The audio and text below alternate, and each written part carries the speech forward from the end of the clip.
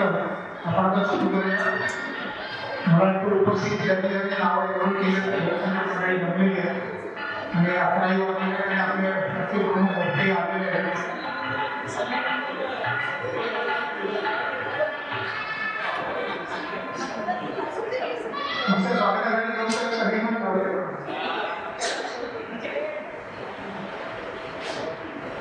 तुम्ही आधी दोघ आणि मिसेस यांना विनंती करतो त्यांनी स्टेजवर यावं. त्याचप्रमाणे आजी कापटेंना विनंती करतो त्यांनी पण स्टेजवर यावं.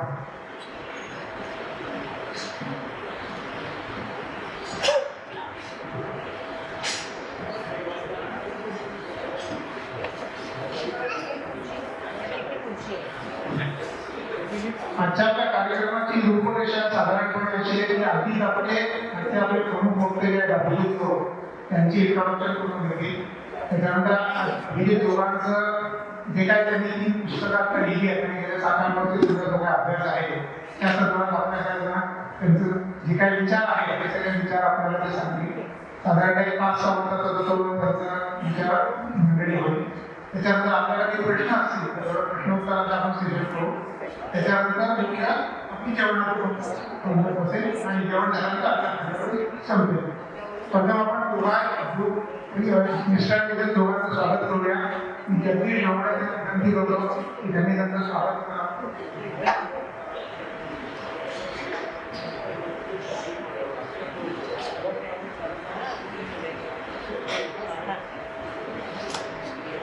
फुलांचा बुके दिल्यानंतर 1-2 दिवसानंतर फेकायला लागतं. त्याची कुंडी काय ना आणि दोघांचे घरी मोठे आहे नक्कीच जाणार नाही.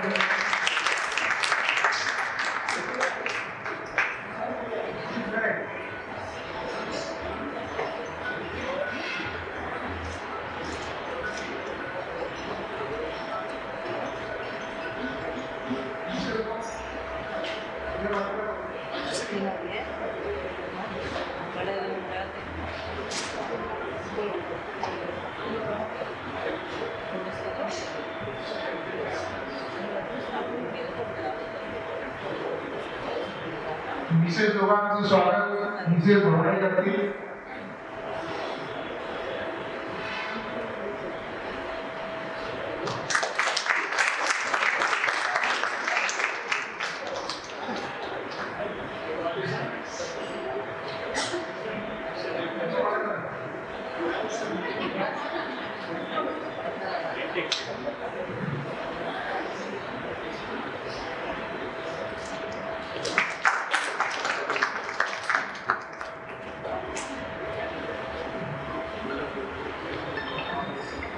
आता मी डॉक्टर अजित कापटे त्यांना विनंती करतो की त्यांनी आरोग्य जोडांचा परिचय करा.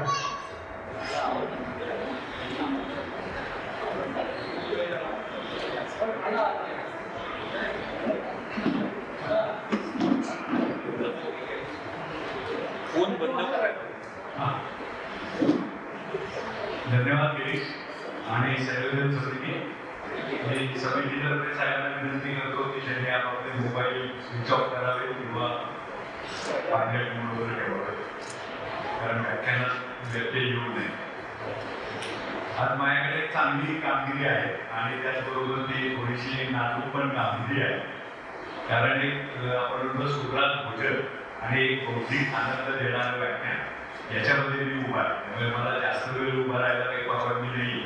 मी त्या बेतानीच परिचय करून देईन आणि परिचय आज जे आपले प्रमुख पाहुणेही आहेत आणि आजचे व्याख्याते पण आहेत अभिजित जोग यांची 4-5 पुस्तकं खूप प्रसिद्ध आहेत. एक म्हणजे ते जाहिरात व्यावसायिक आहेत. त्यामुळे त्यांचं त्या जाहिराती विशेषतः ब्रँडिंग कसं करावं ब्रँडिंग म्हणजे काय याच्या नावावरती त्यांचं ब्रँड नामा हे एक पुस्तक ते त्यांच्या व्यावसायिक आयुष्याशी संबंधित असं पुस्तक आहे. मूळचे ते नागपूरला त्यांचं शिक्षण झालंय पण आता ते पुणेकरच आहेत. गेल्या 40-1 वर्षात पुण्यातच ते असतात. प्रतिसाद ही त्यांची जाहिरात कंपनी आहे त्याच्यामार्फत ते जाहिराती देणे आणि ब्रँडिंग करणे असे 2 उद्योग प्रामुख्याने करतात. पण गेल्या 5-7 वर्षांमध्ये त्याची एक वेगळी ओळख तयार झालेली आहे. म्हणजे एक संशोधक आणि चांगले वक्ते अशा प्रकारची ओळख त्यांची तयार झालेली आहे. त्याच्यामध्ये आत्ताच त्यांचं 4-5 दिवसापूर्वी प्रकाशन झालेलं पुस्तक आहे सत्य, स्वत्व आणि सत्व. किंवा सत्य, सत्व आणि स्वत्व. तर हा विषय खूप आपल्या दृष्टीने महत्वाचा आहे की सहजपणे तुम्हाला कोणालाही प्रश्न विचारला माझ्यासकट की आपली पंचायत होती की तुम्ही हिंदू आहात म्हणजे काय, तर आपल्याला सांगताना पंचायत होते की काय सांगायचं, तुमचं धर्मग्रंथ कुठले, काय तुमची आयडेंटिटी काय, तुमच्या देशाची परंपरा काय, असं म्हटलं तर बहुतेकांची दांडी होण्याची शक्यता असते. आणि अशा गंभीर विषयामध्ये त्यांनी बरंच काम केलेलं आहे. त्याच्याबद्दल एक पुस्तक असत्य दैव जे आहे हे आहे आणि त्याच्या प्रमोशनसाठी मी 2-3 व्याख्याने केलेली होती. पुस्तक तर मी वाचलेलं आहे. दुसरं त्यांचं पुस्तक त्यापेक्षाही गाजलेलं जास्त विचार प्रवर्तक असं पुस्तक आहे. ते सांस्कृतिक मार्क्सवादावरचं पुस्तक आहे. इथे कोणी मार्क्सवादी असतील तर त्यांना कदाचित ते आवडणार नाही असं पुस्तक किंवा असा विषय आहे, परंतु त्यांनी अतिशय सुंदर, अतिशय चांगल्या पद्धतीने लिहिलेलं आहे. त्याचं नाव आहे डावी पाडवी. आणि आता तिसरं मी आता उल्लेख केला ते तिसरं पुस्तकही 4-5 दिवसांपूर्वी त्याचं प्रकाशन झालेलं आहे आणि आम्ही त्यांनी काही प्रती आणलेल्या आहेत. ज्यांना घ्यायचं आहे त्यांनी अवश्य ते पुस्तक घ्यावं. त्याच्यावरती जाहिरातींचा उल्लेख मी केला. वक्ते म्हणून गेल्या काही वर्षामध्ये ते अर्थातच त्याच्या पुस्तकांच्या निमित्ताने खूप प्रसिद्ध होत चाललेले. आणि सगळ्यात महत्वाची गोष्ट अशी आहे की केवळ इंग्लिशच नव्हे तर अनेक भारतीय भाषांमध्ये त्यांच्या पुस्तकांचे अनुवाद प्रकाशित झालेले आहेत आणि सुदैवाने त्याला अतिशय चांगला प्रतिसाद पण आहे. सहसा आपण नेहमी म्हणतो की आता वाचन संस्कृती लोप पावत चालली वगैरे वगैरे, पण त्यांच्या पुस्तकांच्या बाबतीमध्ये तसं झालेलं नाही आहे. त्यामुळे त्यालाही उत्तम प्रतिसाद मिळतो. साधारणपणे 10 भाषांमध्ये त्यांच्या पुस्तकांचे अनुवाद झालेले. त्यामुळे विचारांची व्याप्ती खोली आपल्याला त्यातून लक्षात येते. आणि इथेही तुम्हाला लक्षात येईल की ते अजिबात घरडे वगैरे वक्ते नाही, पण ते जे काय बोलतात त्याच्यामध्ये बरंच काही तुमच्या मनामध्ये किंवा मेंदूमध्ये विशेषतः त्याला चालना मिळते असे ते वक्ते आहेत. आणि गेल्या काही वर्षांमध्ये त्यांना जशी एक चांगली प्रसिद्धी मिळालेली आहे तसे अनेक लोकांनी त्यांना प्रेमाने धमक्या पण द्यायला सुरुवात केलेली आहे. कारण काही गोष्टी ज्यांना गैरसोयीच्या असतात, विशेषतः यांच्या विचारातून डाव्या विचाराच्या मंडळींना खूप त्रास झालेला आहे आणि त्यांना आजकाल धमकी द्यायला सुरुवात केलेली आहे. गेले कित्येक महिने, परंतु तरी त्यांनी काही आपलं काम सोडलेलं नाहीये. ते नेटांनी आपलं काम चालवतातच आहे. याच्याबद्दलही त्यांचं अभिनंदन. कारण सत्य सांगणारी माणसं आणि त्याचा पुरस्कार सातत्याने करणारी माणसं ही कुठल्याही समाजाला कुठल्याही काळामध्ये कायम आवश्यकच असतात आणि अशा दुर्मिळ व्यक्तींपैकी अभिजित जोग हे आहेत. आणि अर्थातच मगाशी तुम्हाला म्हटल्याप्रमाणे जास्त वेळ मला मध्ये थांबायला परवानगी नाही, त्यामुळे मी आपल्या सर्वांच्या वतीने त्यांचं परत एकदा स्वागत करतो आणि त्यांना इथे व्याख्यान देण्यासाठी निमंत्रित करतो. आणि इथे आपण असं त्यांच्या परवानगीने आपल्याला सांगतो की 10-15 मिनिटाचं आपण प्रश्नोत्तराचंही सत्र नंतर ठेवू शकतो. आधी ते आपले विचार मांडतील आणि त्याच्यावर तुम्हाला काही विचारायचं असेल तर तुम्ही त्यांना जरूर विचारा. आता आपल्याला पुढे जेवणाची वेळ आहे, त्यामुळे 10-15 मिनिटांमध्ये आपण ते अभूया आणि या सगळ्या त्यांच्या विषयाचा आणि एकूण ज्ञानाचा आज आपण फायदा घेऊया. मी आपल्या सर्वांचं परत एकदा स्वागत करतो आणि या रविवारच्या दिवशी पावसातही आपण आलात त्याबद्दल आपल्याला धन्यवाद देतो आणि आपल्या सगळ्यांच्या वतीने जोग साहेबांना विनंती करतो की त्यांनी आपले विचार मांडावे. धन्यवाद.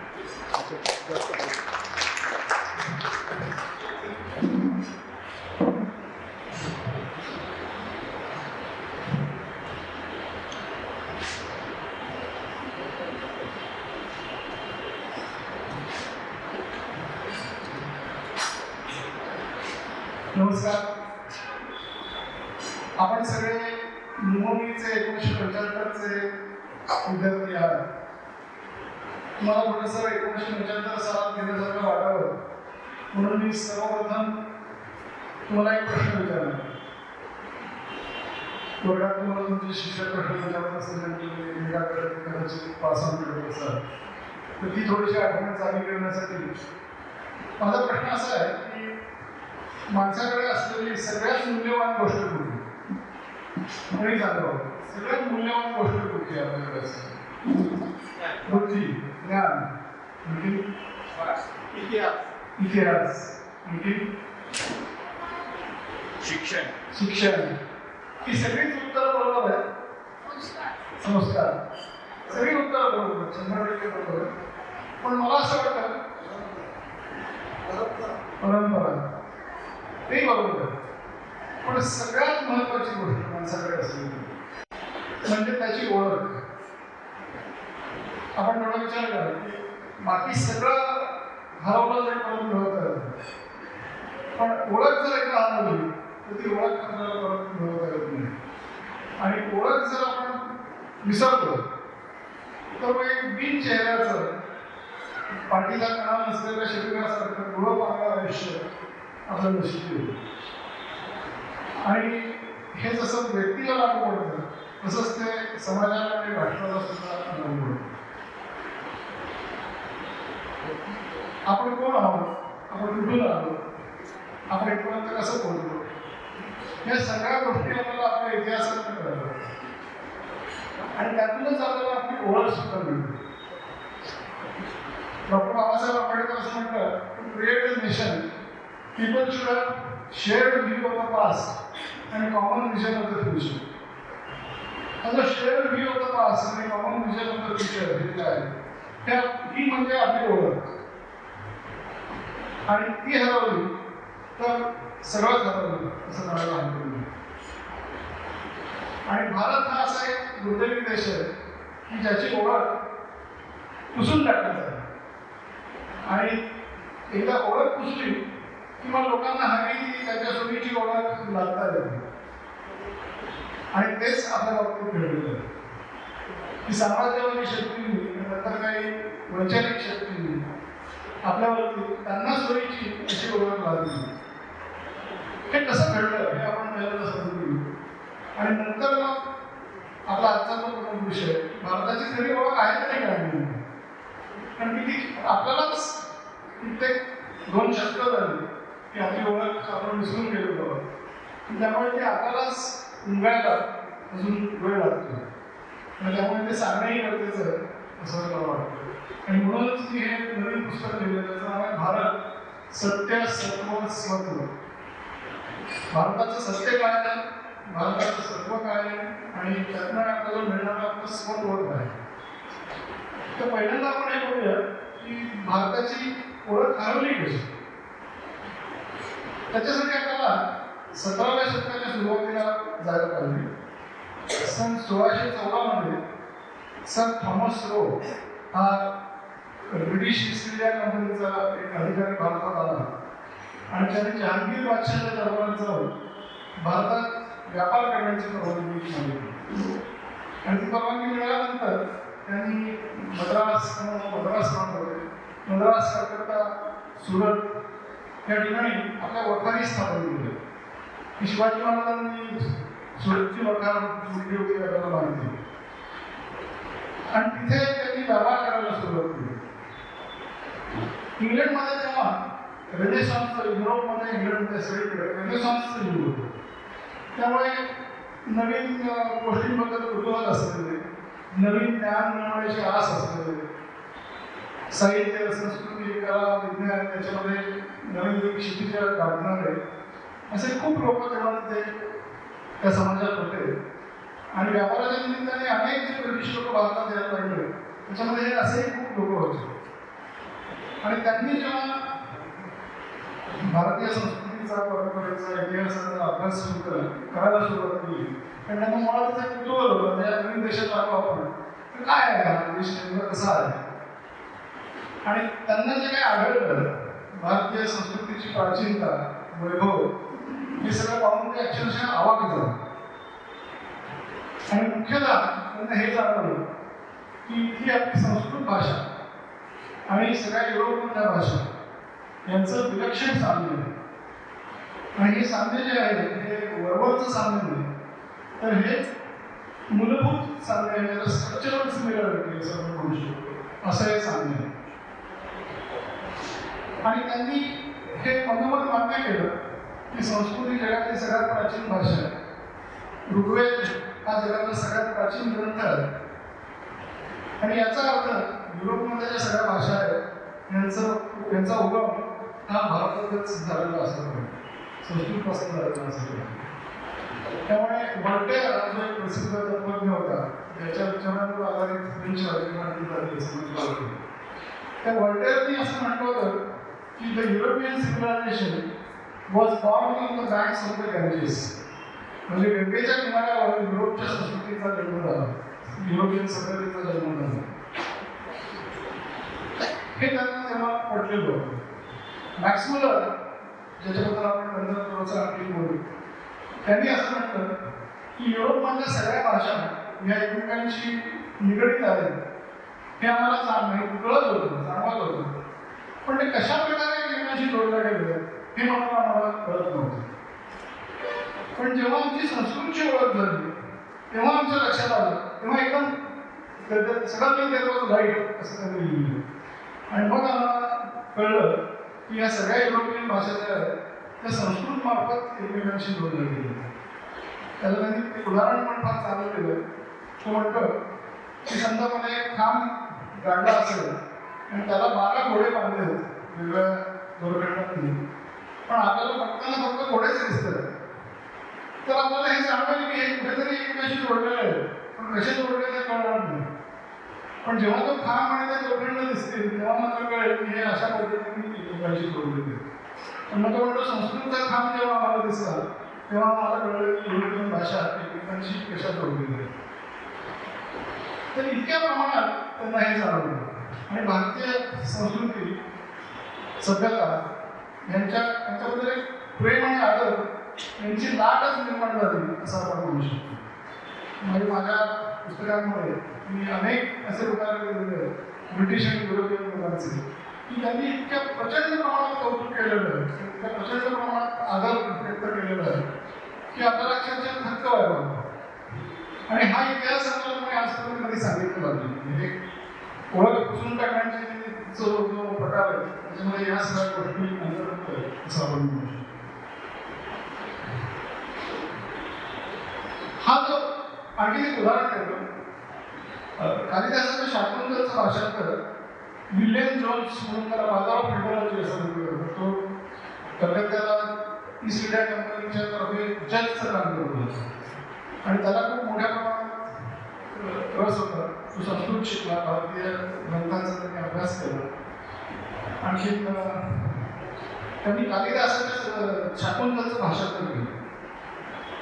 ते इंग्लंडमध्ये अतिशय लोकप्रिय होतं.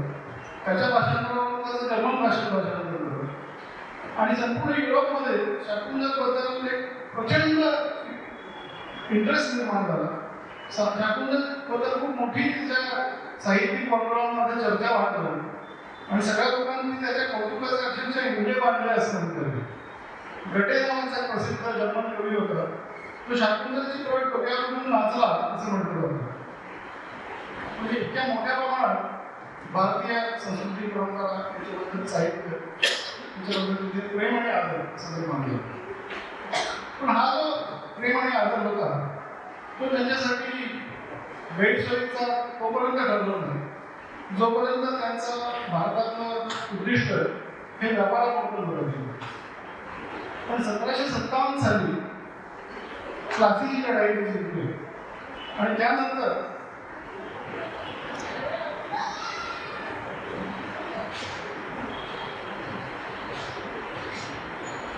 त्यांच्या हे लक्षात आलं की भारतात आता आपल्याला राजकीय वर्चस्व पण प्रस्थापित केलं. फक्त व्यापारापुरतं उद्दिष्ट मर्यादित राहिलं नाही, तर भारताचा ब्रिटिश साम्राज्याचा भाग बनू शकतो हे त्यांच्या लक्षात आलं. आणि मग भारताबद्दलचे प्रचंड प्रमाणात प्रेम आणि आदर त्यांनीच व्यक्त केला होता ते त्यांच्यासाठी अतिशय गैरसोयीचं ठरलं. कारण की आपल्या गुलामांची भाषा त्याच्यापासून आपल्या भाषा निर्माण झाली हे कसं मान्य करणार, किंवा आपल्या गुलामांच्या संस्कृतीपासून आपली सभ्यता निर्माण झाली हे कसं मान्य करणार. आपण त्यांची इतके प्रचंड आतापर्यंत कौतुक केलं त्या सगळ्या परंपरेचं, इतिहासाचं, ते कसं आपण मान्य करायचं हे फार मोठे प्रश्न त्यांना पडले. आणि ब्रिटिश लोक हे मुळातच अतिशय चलाक आहेत, त्यामुळे त्यांनी त्याच्यावर अतिशय धोकेबाज असं एक उत्तर शोधून काढलं. दुसरा एक भाग होता की त्यांना हेही माहिती होतं की इतका प्रचंड खंडापाय देश याच्यावर आपण हजारो किलोमीटरवरून फक्त लष्करी बळावर राज्य करू शकणार नाही. त्यामुळे काहीतरी असं केलं पाहिजे की आपल्याला यांच्यावर प्रदीर्घ काळ राज्य करणं शक्य होईल. आणि त्याच्यावर त्यांनी असं उत्तर शोधलं की यांचा आत्मविश्वास नष्ट केला पाहिजे, यांचा आत्मसन्मान नष्ट केला पाहिजे, यांना आपल्या इतिहासाबद्दल, आपल्या परंपरेबद्दल, संस्कृतीबद्दल असलेलं जे प्रेम आहे, त्याच्याशी आपलं जे जोडलेलं जुडाव आपण म्हणू शकतो तो आहे, तो आपण तोडला पाहिजे. आणि त्याच्या मनात इतका मूल्यखंड निर्माण केला पाहिजे की हे झापड लावल्यासारखे आणि खेचारांसारखे आपल्या मागे येतील आणि मग सुखे देवा आपण प्रदीर्घ काळ करू शकतो. त्यांना असं वाटायला लागलं की ब्रिटिश राज्य हे म्हणून काही ईश्वरी वरदानच आहे आणि हे आले म्हणून आपलं कल्याण झालं, नाहीतर आपल्यामध्ये काहीच पात्रता किंवा क्षमता नव्हती. अशा पद्धतीचा एक विचार भारतीय लोकांच्या डोक्यात घुसवायचा आणि मग आपण शांतपणे राज्य करायचं हे आपल्याचसाठी काम करतो. आणि ते किती यशस्वी झालं हे आपल्याला सगळ्यांना माहितीच आहे. म्हणजे आजही आपल्याकडे असे अनेक लोक आहेत की जे भारतात जे काही चांगलं आहे ते पश्चिमेकडनं चाललेलं आहे असं प्रामाणिकपणे ज्यांना वाटतं, असे खूप लोक आजही आपल्या समाजात अस्तित्वात आहेत. आणि हे करण्यासाठी त्यांनी 3 गोष्टी करायला. त्याला मी असं म्हणतो डिनॅशनलाइज, डिसोशलाइज आणि डिहिंदुआइज. म्हणजे पहिली गोष्ट, आणि हे करण्यासाठी त्यांनी भारताची 3 शक्तिस्थानं जी होती त्यांच्यावर हल्ला करून ती उद्ध्वस्त करायचं ठरवलं. ही 3 शक्तिस्थानं म्हणजे भारताची शिक्षण व्यवस्था, भारताची जी गुरुकुल शिक्षण व्यवस्था आहे तशी शिक्षण व्यवस्था जगात कुठेही आजपर्यंत होऊन गेलेली नाही. दुसरी म्हणजे भारताचा इतिहास, की जो अत्यंत ग्लोरियस अशी हिस्ट्री आपल्याला लाभलेली आहे. आणि तिसरी म्हणजे भारताचा धर्म.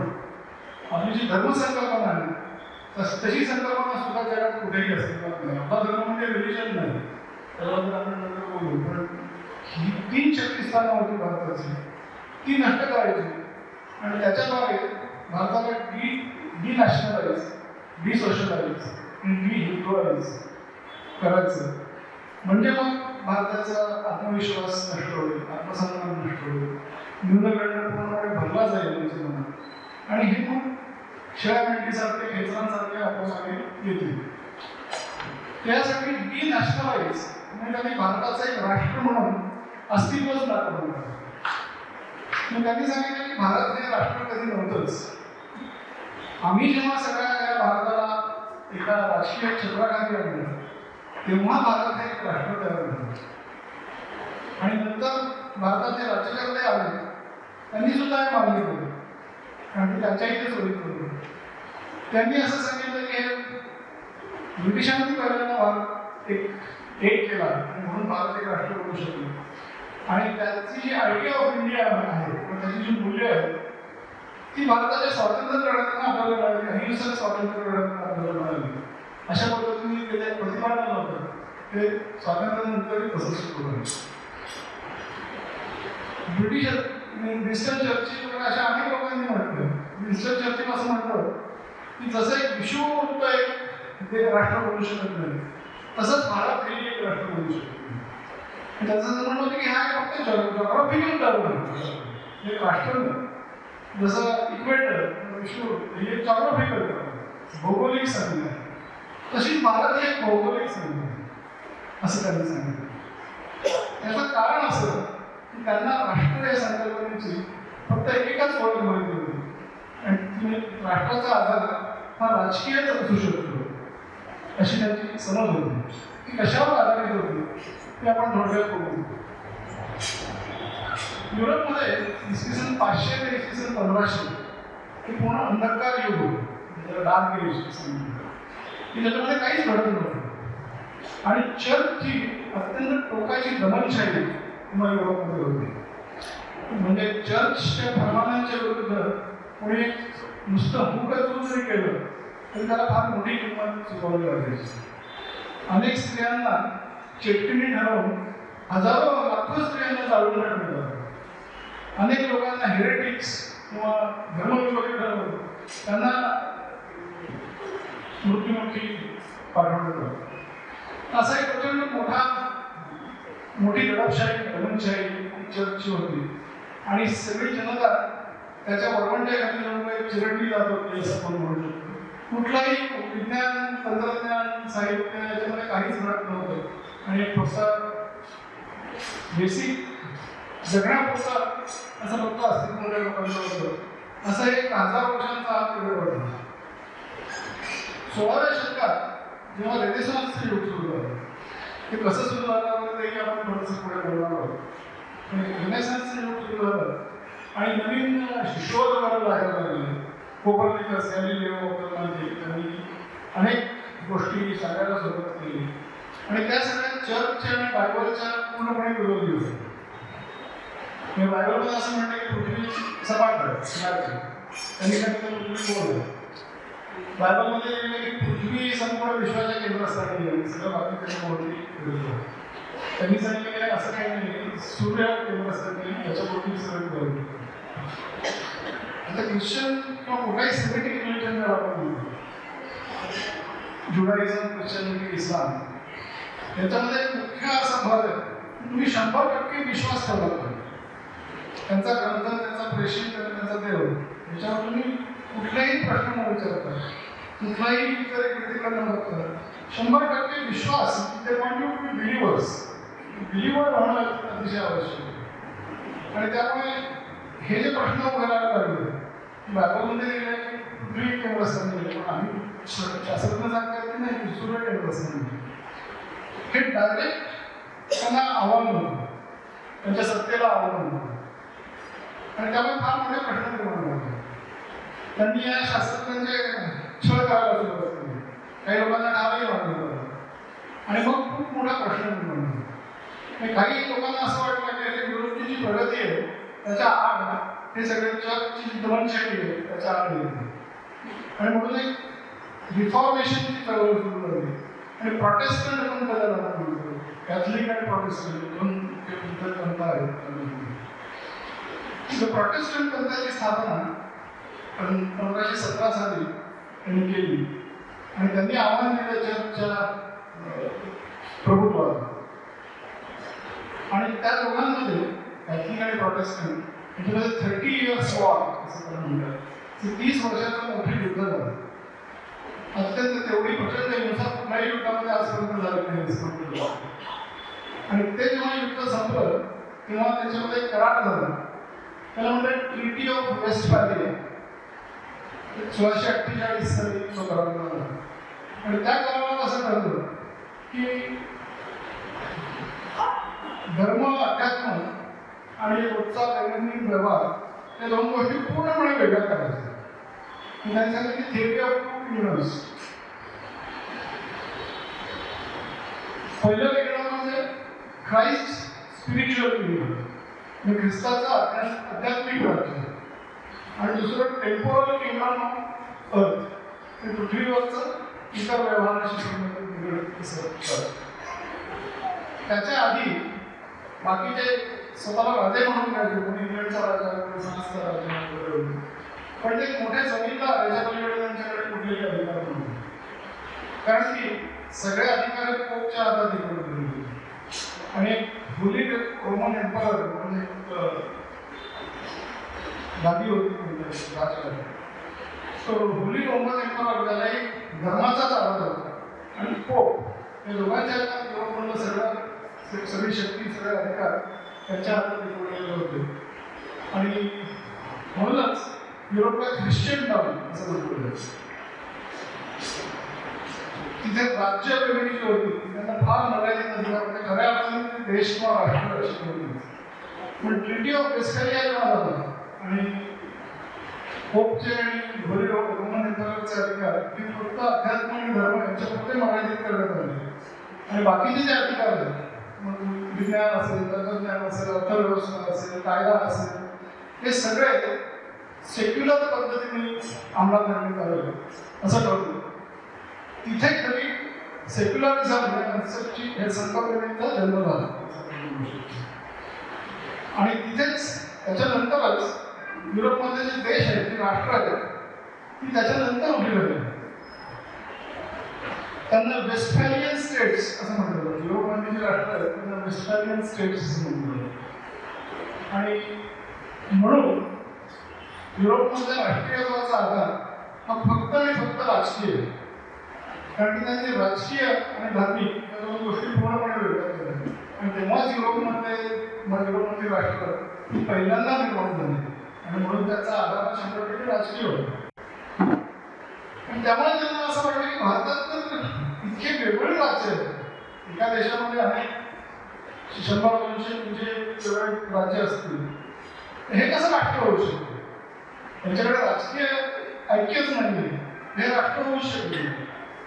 पण त्यांना हे कळलं नाही, भारताचा राष्ट्रीयत्वाचा आधार हा राजकीय नाही तर तो सांस्कृतिक आहे. हजारो वर्षांपासून ऋग्वेदात स्पष्टपणे म्हणते भारतवर्ष, भारत एक राष्ट्र आहे. कारण की भारताच्या राष्ट्रीयत्वाचा अर्थ आपली संस्कृतीच्या दागिने एकमेकाशी जोडले आणि म्हणून हे त्यांना कळणं शक्यच नव्हतं. आणि त्यामुळे त्यांनी असं ठरवलं की हे राष्ट्र नाही, भारत हे राष्ट्र असूच शकत नाही, अशा पद्धतीने त्यांनी मागणी केली. अथर्ववेदात असं म्हणतात की भारत हा हे राष्ट्र जे आहे ते ऋषीमुनींच्या भद्र इच्छेने निर्माण झालं. हा आपल्या राष्ट्रीयत्वाचा आधार. विष्णू पुराण असं म्हणतं, उत्तरम यत् समुद्रस्य हिमालयश्चैव दक्षिणं वर्षतत् भारतं नाम भारतीय यत्र संचरते. म्हणजे हिमालयाच्या दक्षिणेला आणि समुद्राच्या उत्तरेला जो प्रदेश आहे तो भारतवर्ष आहे आणि तिथे राहणारे लोक हे त्या भारतवर्षाची संतती आहे. म्हणजे तेव्हापासून देश राष्ट्र ही संकल्पना वैदिक काळापासून आपल्याकडे होती आणि त्यांनी व्यवस्थित त्याची डेफिनेशन केली. त्यामुळे भारत एक राष्ट्र नाही हे जे प्रतिपादन ते 100% दिले. सगळ्या पुराणांमध्ये तीर्थक्षेत्रांची यादी दिली. विशेषतः स्कंद पुराणात भारतात किती तीर्थक्षेत्र आहेत त्याची यादी दिली आणि त्या तीर्थक्षेत्रांना होणाऱ्या तीर्थयात्रा, त्या तीर्थयात्रांच्या मार्गाने भारत देश जोडले. हजारो वर्षापासून काशी ते रामेश्वर ही तीर्थयात्रा आपल्याला 100 वर्षापासून करत आली. या मार्गाने भारत देशाला जोडले. 12 ज्योतिर्लिंगांनी भारत देशाला जोडले. 51 शक्तीपीठ जी आहेत त्यांनी भारत देशाला जोडले.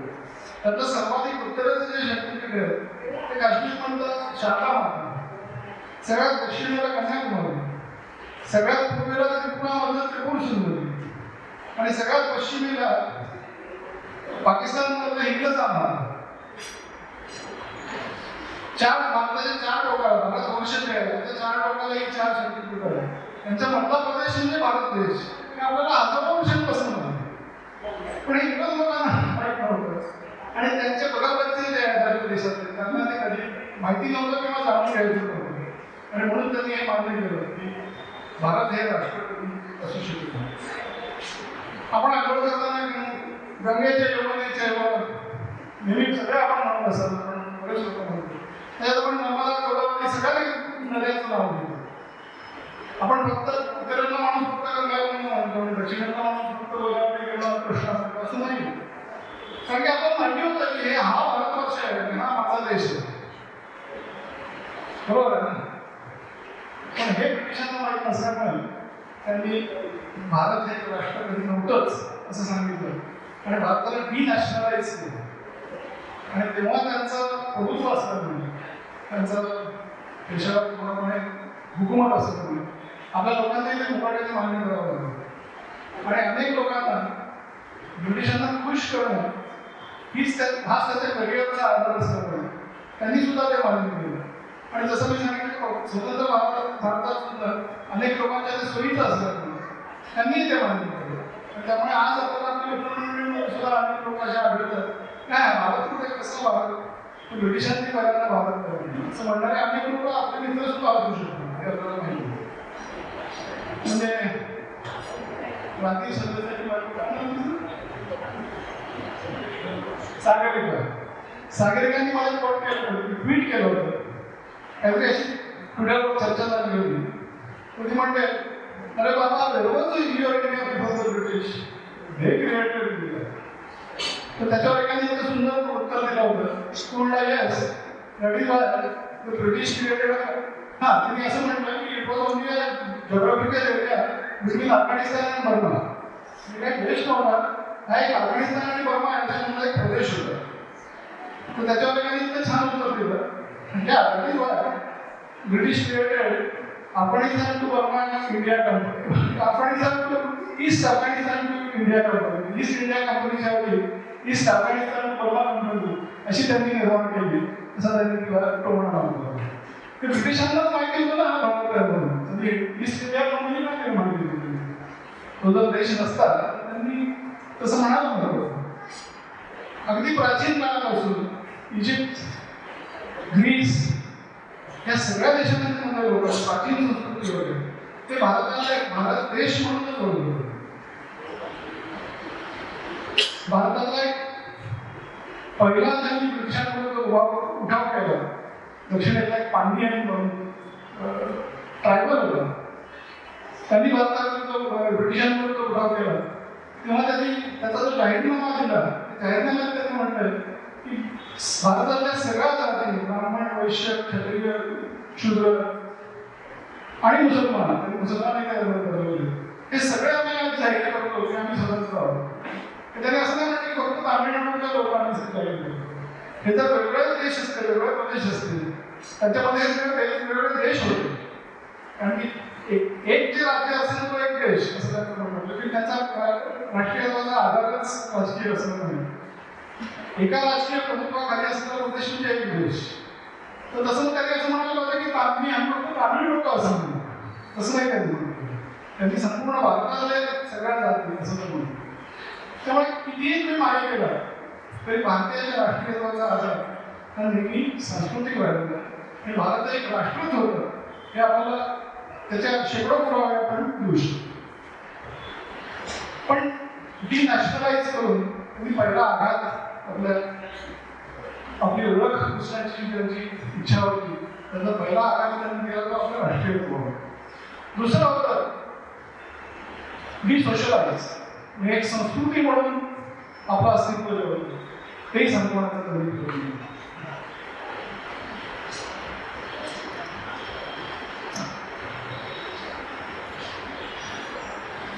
नंदिनी नेहमी असं वाटतं की बोलायला लागलं की फार बोललं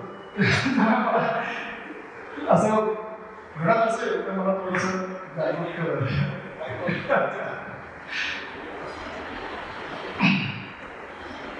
डिसोशलाइज एक संस्कृती म्हणून आपली ओळख पोचण्यासाठी त्यांनी बघायची आपण मॅक्सवेलरचा उल्लेख केला. त्या मॅक्सवेलरने असं सांगितलं की बरोबर आहे, संस्कृत भाषा ही सगळ्यात प्राचीन भाषा आहे, वैदिक वाङ्मय हे सगळ्यात प्राचीन वाङ्मय आहे, सगळ्यात श्रेष्ठ वाङ्मय आहे, पण हे तुम्ही निर्माण केलेलं आहे. त्यांनी असं सांगितलं की पश्चिमेकडून रशियाच्या दक्षिण भागात जो युरेशिया नावाचा प्रदेश आहे, युरेशियन स्टेप्स असं त्याला म्हटलं जाते, डोंगराळ असा प्रदेश आहे, तिथनं काही गोरे आले भारतात आले, सुनेरी केसांचे, निळ्या डोळ्यांचे, गौरवर्णी असे आले भारतात आले आणि त्यांनी इथे येऊन वैदिक संस्कृतीची स्थापना केली आणि संस्कृत भाषेची निर्मिती केली. म्हणजे भाषा आम्ही आधी म्हणत होतो ते बरोबर आहे, भाषा ही श्रेष्ठ आहे, त्याच्यापासून सगळ्या भाषा निर्माण झाल्या, पण ती तुम्ही निर्माण केलेली नाही, ती पश्चिमेकडे आलेल्या गोऱ्या आलेल्या लोकांनी निर्माण केली. हा दुसरा आघात होता आपला आत्मसन्मान करण्याचा आत्मविश्वास त्याच्यावरचा. आपली भाषा, आपली संस्कृती, आपला वैदिक सगळी परंपरा आहे ती आपली नाहीच आहे, कोणतरी बाहेर येऊन ती निर्माण केली असं ब्रिटिशांनी सांगितल्यामुळे तेही तेव्हा मान्य करावं लागलं आणि दुर्दैवाने ते आजही इतिहास म्हणून शिकवलं. आता हा जो सिद्धांत आहे हा 100% खोटा आहे. मी त्याचं मी खूप विस्ताराने विवेचन माझ्या असंख्य पुस्तकात केलेलं आहे की याच्यासाठी एकही पुरावा नाही. याच्यामुळे भारतातून लोक बाहेर गेले आणि सर्व जगभर वेगवेगळ्या भाषा निर्माण केल्या हे सांगणारे असंख्य पुरावे ते आपण थोड्या वेळाने त्याच्याबद्दल बोलू. पण भारतात पश्चिमेकडनं गोरे लोक आले, त्यांनी या भाषा संस्कृत भाषा निर्माण केली, त्याच्यासाठी एकही पुरावा नसताना तोच इतिहास म्हणून प्रस्थापित करण्यात आला आणि तोही आधी गुलाम म्हणून आणि नंतर वैचारिक सोय म्हणून आपल्या लोकांनी स्वातंत्र्याच्या आधी आणि स्वातंत्र्यानंतर हाच इतिहास वर्णन केला आणि आजही दुर्दैवाने तोच इतिहास म्हणून शिकवला. मॅक्सवेलने असं सांगितलं की 1500 BC म्हणजे ख्रिस्तपूर्व 1500 मध्ये हे लोक भारतात आले. त्यानंतर त्यांनी स्वतःच हे मान्य केलं की हा जो मी काळ सांगितला होता हा पूर्णपणे काल्पनिक होता, त्याच्यासाठी माझ्याकडे कुठलाही पुरावा नाही. पण हे त्यांनी सांगून सुद्धा आपण आम्ही हे शिकवलं की 1520 मध्ये आले लोक भारतात आले. इतकी झापडं आपल्याला त्यांनी लावली, त्यांची इच्छा होती की आपण हे सगळं केलं म्हणजे भारतीय झापडा म्हणून घेतली, किती खरी ठरली हे आपण समजून घेऊ शकतो.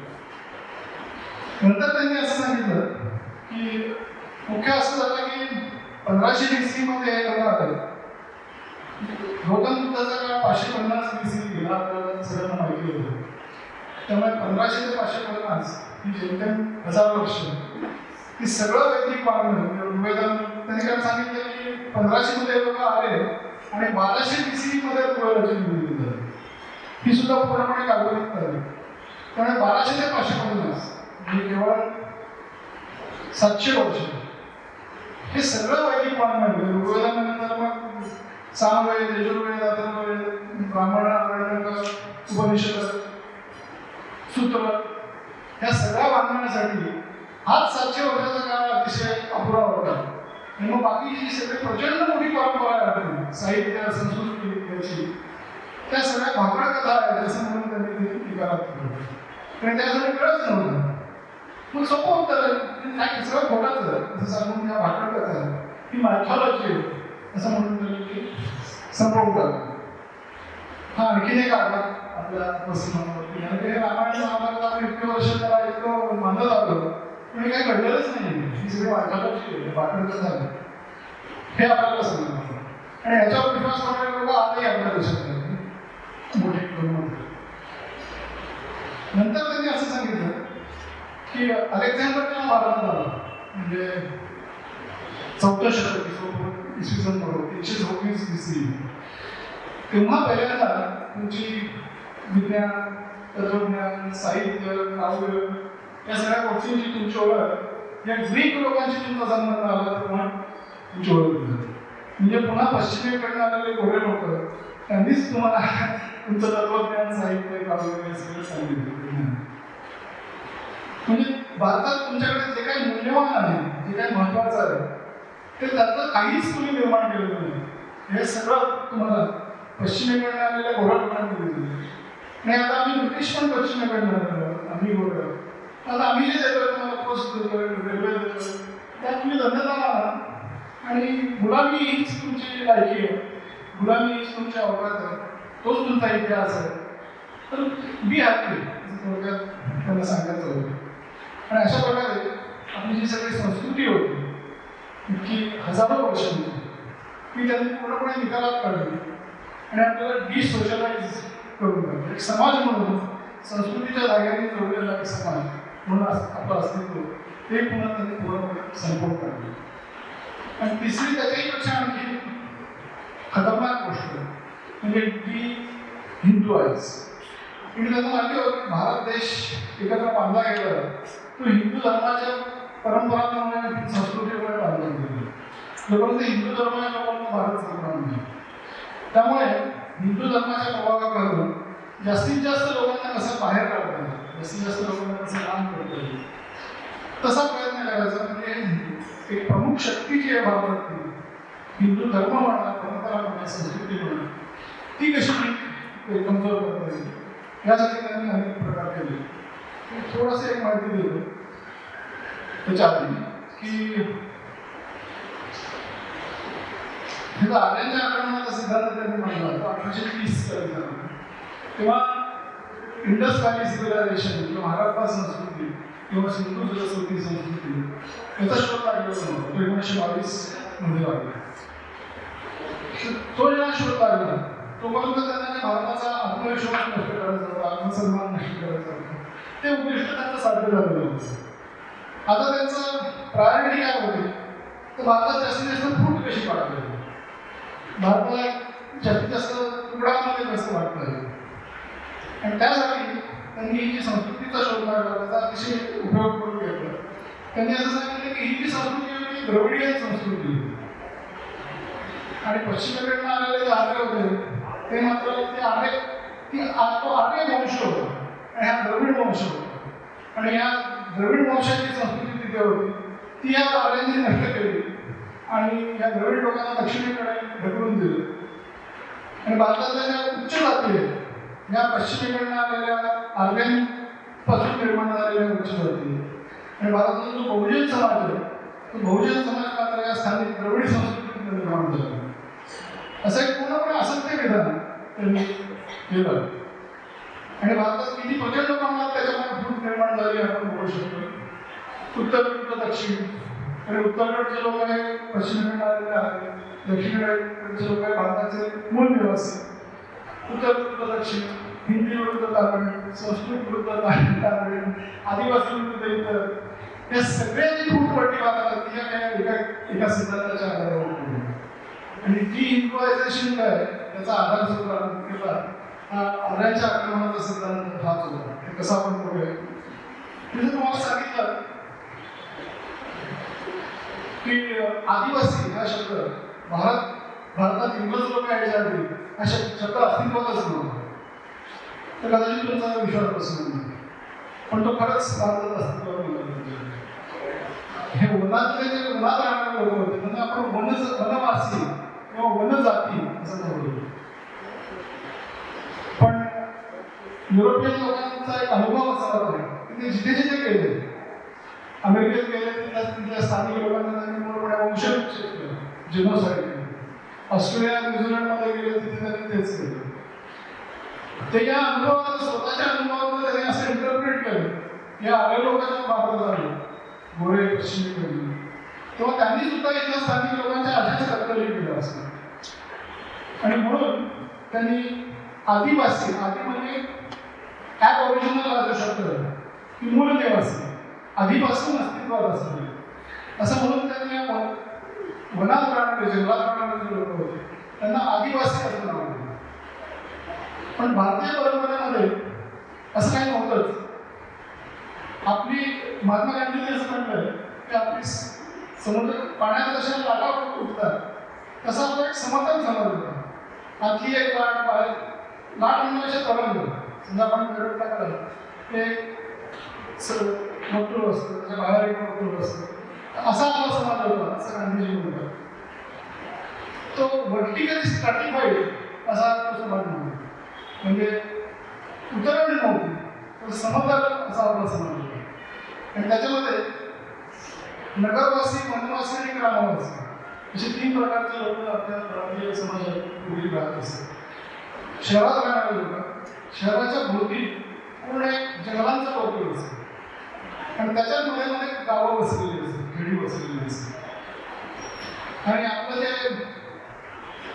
तत्वज्ञान निर्माण झालं, वेदांमध्ये कर्मकांड आणि इतर ज्ञान अशा गोष्टी आहेत. तत्वज्ञान निर्माण करण्याची, भारतीय तत्वज्ञानाची सुरुवात ही अरण्यका म्हणून ज्याला आपण म्हणतो त्या ग्रंथांमध्ये झाली आणि त्याच्यानंतर उपनिषदांमध्ये त्याचा आणखी विकास झाला असं म्हणू शकतो. पण भारतीय तत्वज्ञान जे आहे त्याचा जन्म जगात झाला. त्यामुळे वन किंवा जंगल ही आपल्या दृष्टीने अतिशय महत्वाची होती. त्याच्यात कमी दर्जाचे लोक राहत होते असं काही अजिबात कुठेही आपल्याला सांगितलेलं नाही. किंवा गुरुकुलं जी होती जिथे संपूर्ण शिक्षण व्यवस्था त्या गुरुकुलांमार्फत दिली जात असेल, ती गुरुकुलं सुद्धा जगामध्ये असत. सगळ्या मुलांना राजकुमारांपासून इथे बाकी सगळ्या शिकण्यासाठी जंगलामध्येच जावं लागतं. असं असताना आदिवासींच्या मनात त्यांनी असा विचार रुजवला की तुमच्यावर नेहमी ते अन्याय झाले, ते पश्चिमेकडे आलेल्या लोकांनी तुमच्या कत्तली केल्या, तुम्हाला जंगलांमध्ये ढकलून दिलं, तुमचं शोषण केलं अशा पद्धतीने. आणि त्यामुळे हा जो पशुपती तिरुपती असा एक पट्टा आहे, पशुपती निर्माण करतात त्या आंदोलनामध्ये तिरुपती, हा पूर्ण पट्टा हा जंगलांनी व्यापलेला आहे. आणि त्याच्यामध्ये जास्तीत जास्त प्रमाणात धर्मांतर करण्याचं काम ख्रिश्चन मिशनरी करतात. त्याचा आधार सुद्धा हाच असतो की तुमच्यावर अन्याय करतात, तुम्ही आदिवासी आहात, तुम्ही इथे मूळ भागात राहता वगैरे वगैरे सांगितलं जातं. त्याचा आधार सुद्धा सगळं आहे. त्याच पट्ट्यात नंतर नक्षलवाद ही चळवळ फुगवली माहिती आहे. अतिशय हिंसक आणि भारतीय प्रजासत्ताक उठून टाकण्यासाठी जे प्रयत्नशील आहे अशा लोकांना सुद्धा त्याचा मूळ आधार जो आहे, वैचारिक आधार, सैद्धांतिक आधार तो सुद्धा हाच आहे आग्यांच्या त्यांनी हिंदू धर्माच्या परिघातून या आदिवासींना दूर काढण्याचा प्रयत्न केला. पहिली ती जेव्हा जनगणना झाली 1871 सालापासून जनगणना सुरू झाली, त्या जनगणनांमध्ये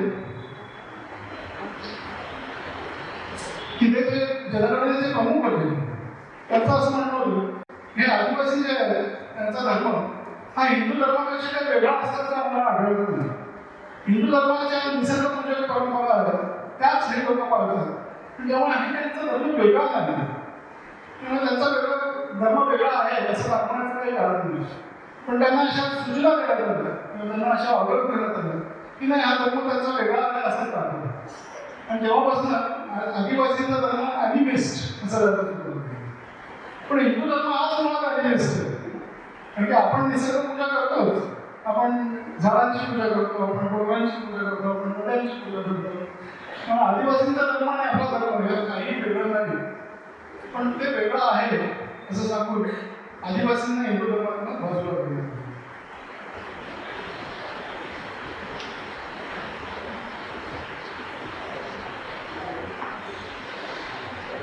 तो आता फास्ट करतो.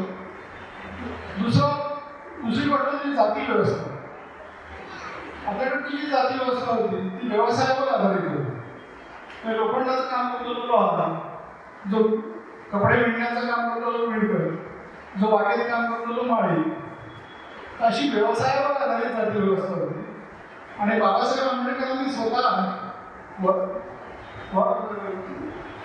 Lectures and writings and speeches असं त्यांचे खंड काढले महाराष्ट्र सरकारने. त्याच्या तिसऱ्या खंडात हे त्यांचं प्रतिपादन आहे. ते म्हणतात की भारतातली जाती व्यवस्था किंवा वर्ण व्यवस्था ही जाती ही जन्माधारित कधीच नव्हती, हे मुळात ती जन्माधारित नव्हती असं स्वतः बाबासाहेबांनी लिहिलं. ते म्हणतात की गुरुकुलात सगळ्यांना शिकावं लागायचं. ते शिक्षण पूर्ण झाल्यानंतर त्या प्रत्येक विद्यार्थ्याचा कल, त्याची आवड निवड, त्याची क्षमता, की आपण ज्याला ॲटिट्यूड ॲबिलिटी हे सगळं बघून गुरु त्याला वर्ण बांधून लागायचं. एखाद्याचा कल कमी असते, वाचन काय त्याच्याकडे असेल तर त्याला ब्राह्मण वंश द्यायचे. एखाद्याचा कल जर बलशाली असं लढाई प्रवृत्ती असेल तर क्षत्रिय वर्ण. अशा पद्धतीने वर्ण हे गुरु ठरवायचे आणि ते 12 वर्षाच्या विद्यार्थ्याला ऑब्झर्व केल्यानंतर, त्याच्याबरोबर काम केल्यानंतर त्याच्या आधारावर ते वर्ण प्रदान करायचे असं स्वतः बाबासाहेब आंबेडकर म्हणतात. त्यामुळे त्याच्याबद्दल प्रश्न काही संवाद आहेत नाही. पण ब्रिटिशांनी त्याला ही जन्माधारित व्यवस्था आहे असं सुरू केलं. आणि त्याचा आधार असा होता की युरोपमध्ये स्पेन आणि पोर्तुगाल या देशांमध्ये कास्ट सिस्टीम होती.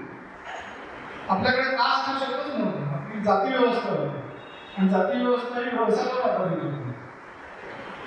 पण कास्ट सिस्टीम जी होती स्पेन आणि पोर्तुगाल हे 800 वर्ष मुस्लिम आव्हानाकडे होते आणि त्याच्यानंतर त्यांना ख्रिश्चनांनी ते परत जिंकून घेतले. तेव्हा आधी ख्रिश्चन धर्म सोडून बाहेर गेलेल्या लोकांना त्यांनी पुन्हा ख्रिश्चन धर्म करायला सुरुवात केली. आणि तिथे जे ज्यू होते ते विशेषतः पुन्हा ख्रिश्चन धर्मात आल्यानंतर त्यांनी बरोबर प्रगती करायला सुरुवात केली आणि सरकारमधली मोठी मोठी मदत त्यांना मिळाली नाही.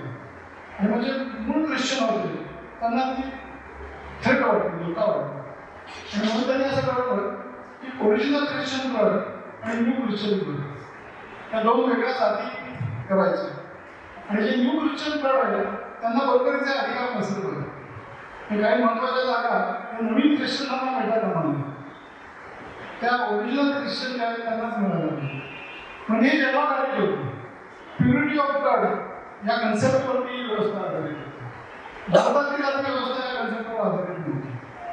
पण त्यांना तेवढंच माहिती होतं कास्ट सिस्टीम. त्यामुळे त्यांना असं वाटतं की भारतातली जाती व्यवस्था ही सुद्धा ती कास्ट सिस्टीमच आहे असं म्हणून त्यांनी ही सुद्धा जन्माधारित आहे, ही सुद्धा प्युरिटी ऑफ ब्लड या कन्सेप्टवरती आधारित आहे असं म्हणून ते इंटरप्रिटेशन आधार.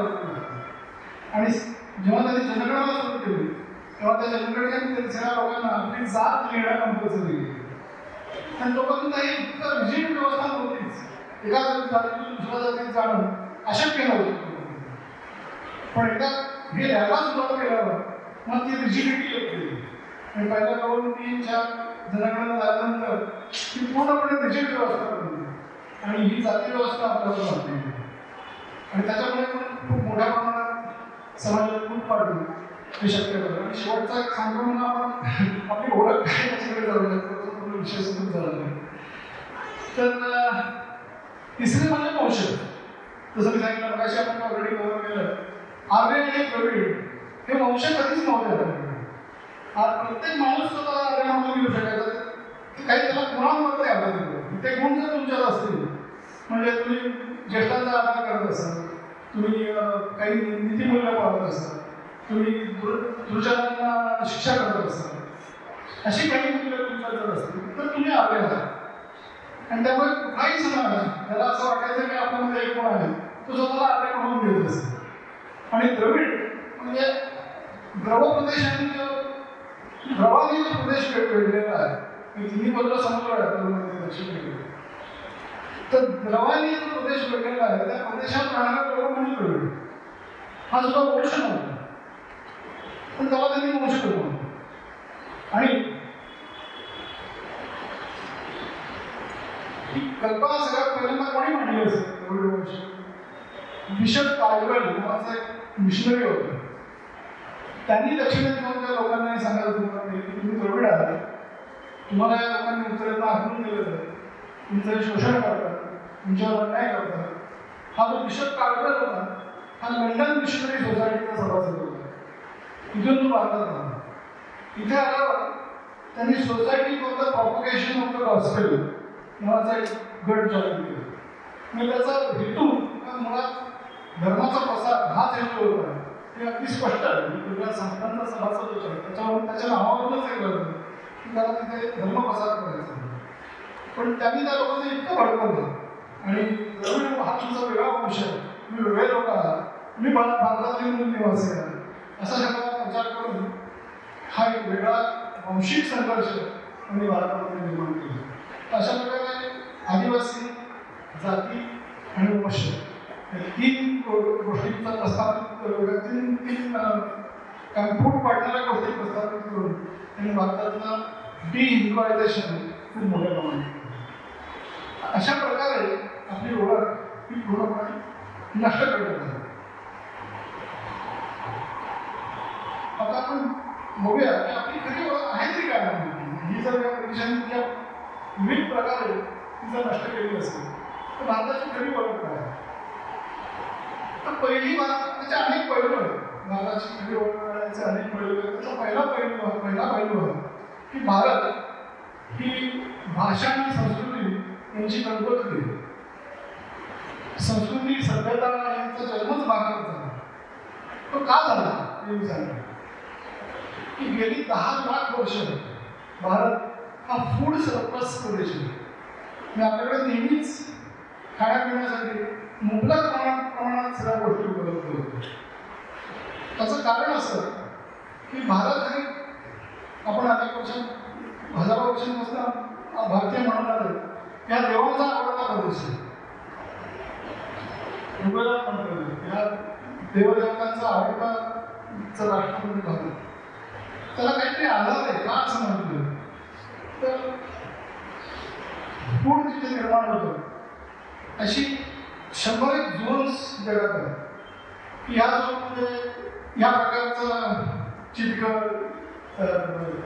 दुसऱ्या झोनमध्ये तर दुसऱ्या प्रकारचं चिटकं असे वेगवेगळे झोन आहेत. त्याच्यामध्ये वेगळ्या प्रकारची पिकं आपण घेऊ शकतो. ही सगळी झोन भारतात आहेत. भारतात आपण जगाचं कुठलंही पीक घेऊ शकतो. हे आपलं वैशिष्ट्य. भारतात उत्तर आणि दक्षिण दोन्हीकडे प्रचंड मोठ्या नद्या वाहतात. त्याला पाण्याची आपल्याकडे कमतरता नाही. दुसरी अशी गोष्ट होती की इसवी सन 1.5 लाख वर्षापासून तर 20,000 इसवी सन पूर्व 18,000 ते 30,000 म्हणजे 20-22,000 वर्षापूर्वी संपूर्ण जगात एक फार मोठं हिमयुग आलेलं होतं. आणि जगातले अनेक प्रदेश विशेषतः उत्तर पूर्वामध्ये तिथे फार अतिशय तुरळक वस्ती होती. म्हणजे तिथे जगणंच अशक्य होतं किंवा प्रचंड प्रमाणात म्हणजे असं म्हणतात की उत्तर अमेरिका आणि कॅनडा यामध्ये 4 किलोमीटर जाडीचा बर्फाचा थर होता. युरोपमध्ये 1.5-2 किलोमीटर जाडीचा बर्फाचा थर होता. तिथे जगणंच अशक्य होतं. त्यावेळेस दक्षिण गोलार्ध, आफ्रिका, भारत, दक्षिण पूर्व, साऊथ ईस्ट एशिया आणि ऑस्ट्रेलिया इतक्याच देशांमध्ये तेव्हा वस्ती होती आणि त्याची सगळ्यात दाट वस्ती भारतात होती. आजच भारतात जास्त लोकसंख्या असं नाही, हजारो वर्षांपासून भारतातच सगळ्यात जास्त लोकसंख्या आहे आणि त्यामुळे दाट वस्ती, त्यामुळे एकमेकांशी होणारा संपर्क, त्यातून एकमेकांशी होणारा संवाद, यातून संस्कृतीचा जन्म झाला. जिथे अत्यंत तुरळक लोक असते, शेकडो किलोमीटरमध्ये काहीतरी 10-15 लोक दिसतात फक्त, अशा ठिकाणी संस्कृती कशी निर्माण होईल? पण काही संबंधच नाही, संवाद नाही, तिथे संस्कृती निर्माणच होऊ शकते. त्यामुळे संस्कृतीचा जन्म भारतात झाला त्याचं कारण हे आहे की भारतात अन्नधान्य मुबलक प्रमाणात अवेलेबल होतं, मोठ्या प्रमाणात लोकसंख्या होती आणि आपली जी हरप्पन संस्कृती किंवा सिंधू सरस्वती संस्कृती याची लोकसंख्या होती 50 लाख. जगातली तेव्हा काही प्राचीन संस्कृती होत्या, इजिप्शियन असेल, मेसोपोटेमियन असेल, तिथे त्यांची लोकसंख्या काही हजारात होती आणि आपल्या संस्कृतीची लोकसंख्या 50 लाख होती. त्याच्यावरून आपण समजून घेऊ शकतो की लोकसंख्येची घनता आपल्याकडे किती मोठ्या प्रमाणात होती. त्याच प्रकारे जेवढंच अन्नधान्य उपस्थित, मुबलक अन्नधान्य उपस्थित म्हणण्यापेक्षा अवेलेबल होतं आणि त्यातून ही सगळी संस्कृतीची निर्मिती झाली, त्यातून ही निर्मिती झाली आणि त्यातूनच भाषा सुद्धा निर्माण झाली. त्याचे मी आता अगदी थोडक्यात सांगायचा प्रयत्न करतो. या इंडो युरोपियन लँग्वेजेस ज्या आहेत त्या मुळात 12 भाषा होत्या आणि त्या 12 भाषांपासून नंतर 400 भाषा निर्माण झालेल्या आहेत आणि या सगळ्या इंडो युरोपियन भाषा आहेत, या गटात बोलणाऱ्या भाषा आहेत असं म्हटलं जातं. दक्षिणेला श्रीलंका, युरोपच्या उत्तरेला आईसलँड इथपर्यंत प्रदेश पसरलेला आहे, त्याच्यामध्ये या भाषा बोलल्या जातात आणि त्यांनी असं प्रतिपादन केलं की हा जो युरेशिया भाग होता, रशियाच्या दक्षिणेला, तिथे या भाषा बोलणारे सगळे लोक एकाकडे राहत होते आणि तिथून ते बाहेर पडले आणि त्यांनी ठिकठिकाणी आपल्या भाषा विकसित केली. पण हे पूर्णपणे चुकीचं कसं आहे त्याचं मी खूप डिटेलमध्ये वर्णन नव्या पुस्तकात केलं, मी थोडक्यात सांगतो. हे भाषा तज्ञ जे आहेत, भाषेचा अभ्यास करणारे लोक, त्यांनी असं सांगितलं की या मूळ प्रदेशातून ओरिजिनल होमलँड असं त्याला म्हटलं, ओरिजिनल होमलँडमध्ये गटागटांनी हे लोक बाहेर पडले. पहिला गट होता तो हिटाईट आणि कोचेरी भाषा बोलली. ते एक गट गेला पूर्व एशियामध्ये, दुसरा गट गेला पश्चिम एशियामध्ये, दुसरा गट होता युरोपियन भाषा बोलणाऱ्यांचा, ते पश्चिमेला लोक गेले. पण हे युरोपियन भाषा बोलणारे लोक आणि हे हिटाईट आणि कोचेरी भाषा बोलणारे लोक हे काही काळ एका दुसऱ्या होमलँडमध्ये राहिले, ज्याला सेकंडरी होमलँड असं म्हणतो. आता हे जर युरेशियन स्टेप्समध्ये नाही गेले असते, नकाशा काढू होणार नाही, तर तिथं पश्चिमेला एक गट गेला आणि एक गट पूर्वेला गेला, तर हे एकत्र एका दुसऱ्या कुठल्या तरी प्रदेशात राहिले असते सेकंडरी होमलँडमध्ये. हे शक्यच नाही की सूर्याच्या किरणाप्रमाणे ते वेगवेगळ्या दिशेला पसरले. हे फक्त भारताच्या बाबतीत शक्य आहे. भारतातून पश्चिमेकडे वायव्येकडे गेले, भारतातून ते मध्य एशियात गेले, तिथे युरोपियन भाषा बोलणारे लोक आणि ह्या कोचेरियन आणि हिटाईट भाषा बोलणारे लोक हे तिथे काही अनेक वर्ष एकत्र राहिले. त्यामुळे या सगळ्या भाषांमध्ये जास्ती स्थान सांगलेले लोक असं भाषा तज्ञ सांगतात आणि मग तिथून ते लोक वेगळ्या दिशेने पसरले. अशा अनेक मुद्दे आहेत, असे अनेक पैलू आहेत त्याच्यावरून आपण निश्चित सांगू शकतो की या सगळ्या भाषांचं मूळ स्थान ओरिजिनल होमलँड हे भारतात आहे. दुसरी गोष्ट अशी की जिथे जिथे या भाषा बोलल्या जातात तिथे तिथे लोक बाहेर न आले असेल पुरातत्व शास्त्रीय पुरावे उपलब्ध आहेत. म्हणजे आपण ते म्हणतो ना उत्खननात आढळलेले पुरावे, असं भारतच एकमेव देश आहे की तिथे बाहेरनं कोणीतरी आलं असं 13,000 वर्षापासून तर 1,000 वर्षापर्यंत पूर्वीपर्यंत असा एकही पुरावा नाही. जे काही लोक भारतात आले ते 1000 BC नंतरच आले. सगळ्यात महत्त्वाची गोष्ट की भारतीय प्राचीन साहित्यामध्ये हे लोक भारतातून बाहेर गेले हे सांगणारे स्पष्ट उल्लेख आहे. भारताच्या इतिहासाचं पहिले युद्ध झालं जेव्हा एक दुर्योधन नावाचा एक गड होता, कुळ होतं असं म्हणून ते पंजाबमध्ये राहायचं आणि बाकीची कुळं होते विश्वास सूर्यवंश, पूर्ववंश, यदुवंश हे सगळे लोक भारतात ताब्यात घेऊन राहायचे. या दुर्योधन लोकांनी भारतात पंजाबमधून आणखी नागमध्ये आक्रमण करायला सुरुवात केली आणि बाकीचे सगळे जे वंश होते त्यांनी एकत्र येऊन दुर्योधनला पंजाबमधून वायव्येकडे ढकललं. म्हणून त्यांनी अफगाणिस्तानमधून गांधार राज्याची स्थापना केली आणि आपल्या वेदांमध्ये त्या लोकांच्या नावांसकट स्पष्ट लिहिलेलं आहे की हे लोक तिथून अफगाणिस्तानमधून नंतर आणखी पश्चिमेकडे गेले आणि तिथे त्यांनी आपले राज्य स्थापन केले. आणि त्या लोकांची जी नावं दिली, लोकांची म्हणण्यापेक्षा त्यांच्या वंशांची जी नावं दिली, तेच लोक आज युरोपमध्ये गेले, तेच लोक बाकीच्या एशियाच्या प्रदेशात गेले, हे उल्लेख त्याच्यात दिलेले आहे. दुसरं एक युद्ध भारताच्या इतिहासात झालं तर म्हणजे दाशरात्री युद्ध. 10 राजांनी मिळून कुरुंचा राजा सुदास त्याच्याबरोबर त्यांचं युद्ध झालं. सुदासाने त्यांचा पराभव केला आणि ते लोक सुद्धा पश्चिमेला गेले आणि मग त्यांनी ग्रीस, इटली, अल्बानिया या सगळ्या प्रदेशामध्ये आपली राज्य स्थापन केली. हे ऋग्वेद त्यांनी स्पष्टपणे लिहिलं, म्हणजे पुरावा आहे. असा पुरावा इतर कुठल्याही प्रदेशाच्या बाबतीत नाही. पण भाषा आणि संस्कृतीचा पुरावा भारतातून दक्षिणेकडे गेला असं आपण नक्की म्हणू शकतो आणि म्हणून भारत ही भाषा आणि संस्कृतीची गंगोत्री आहे असं आपण निश्चित बोलतो.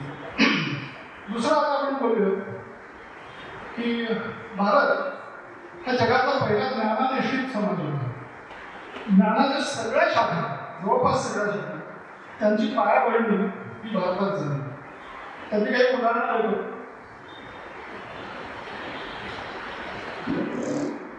विश्वाच्या निर्मितीची संकल्पना, विश्व कसं निर्माण झालं त्याची जर आपण विचार केला, बाकी संस्कृतींमध्ये ख्रिश्चनिटी, इस्लाममध्ये असं सांगितलं की विश्व जे आहे ते 6 दिवसात निर्माण केलं परमेश्वराने. पहिल्या दिवशी त्यांनी ग्रहांनी तारे निर्माण केले, दुसऱ्या दिवशी त्यांनी समुद्र निर्माण केले, तिसऱ्या दिवशी वनस्पती निर्माण केले. असं करून 6 दिवसात त्यांनी विश्व निर्माण केलं आणि 7व्या दिवशी त्यांनी विश्रांती घेतली परमेश्वराने. अशी अत्यंत बालवत संकल्पना विश्वाच्या निर्मितीची या सगळ्या संस्कृतीमध्ये.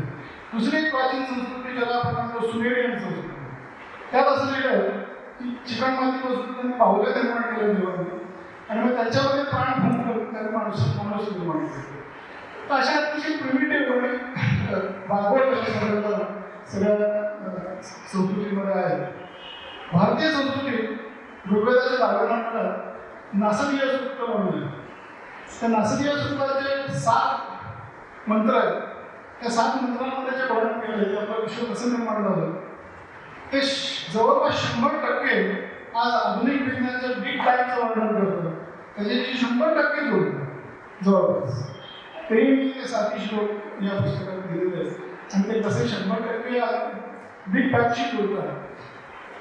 म्हणजे हजारो वर्षाच्या पूर्वी आज जे विज्ञान जिथपर्यंत पोहोचलं आहे विश्वाच्या निर्मितीच्या संकल्पनेच्या बाबतीत ते आपल्या ऋषीमुनींनी हजारो वर्षांपूर्वी ऋग्वेदात लिहून ठेवलेलं आणि हे पुढे नाकारू शकत नाही आणि ते अजूनही उपलब्ध आहेच. दुसरी गोष्ट काळाची संकल्पना. म्हणजे ख्रिश्चनिटीमध्ये असं सांगितलं की सगळ्या विश्वाची निर्मिती 23 ऑक्टोबर 4004 BC या दिवशी झाली. आता विश्वाची निर्मितीच झाली तर तेव्हा 23 ऑक्टोबर तारीख कुठून आली वगैरे आपण काही विचारायचं नाही. इतर कुठल्याही संस्कृतीत तुम्ही बघितलं तरी काळाची संकल्पना ही साधारण अशीच आहे. भारतीय संस्कृती, आपली संस्कृती असं सांगते की ब्रह्माची एक दिवस रात्र जी ज्याच्यामध्ये एक विश्व अस्तित्वात येतं आणि संपतं, ती एक दिवस रात्र ही 864 कोटी वर्षांची असते. आणि ब्रह्माचं आयुष्य 100 वर्षाचं असतं, जे याप्रमाणे जर आपण कॅल्क्युलेशन केलं तर 318 ट्रिलियन वर्ष इतकं ब्रह्माचं आयुष्य असतं. आणि त्याच्यानंतर दुसरा ब्रह्मा जन्म घेतो असा आपल्या परंपरा सांगतो. म्हणजे जे अनंततेची संकल्पना आहे, इन्फिनिटी,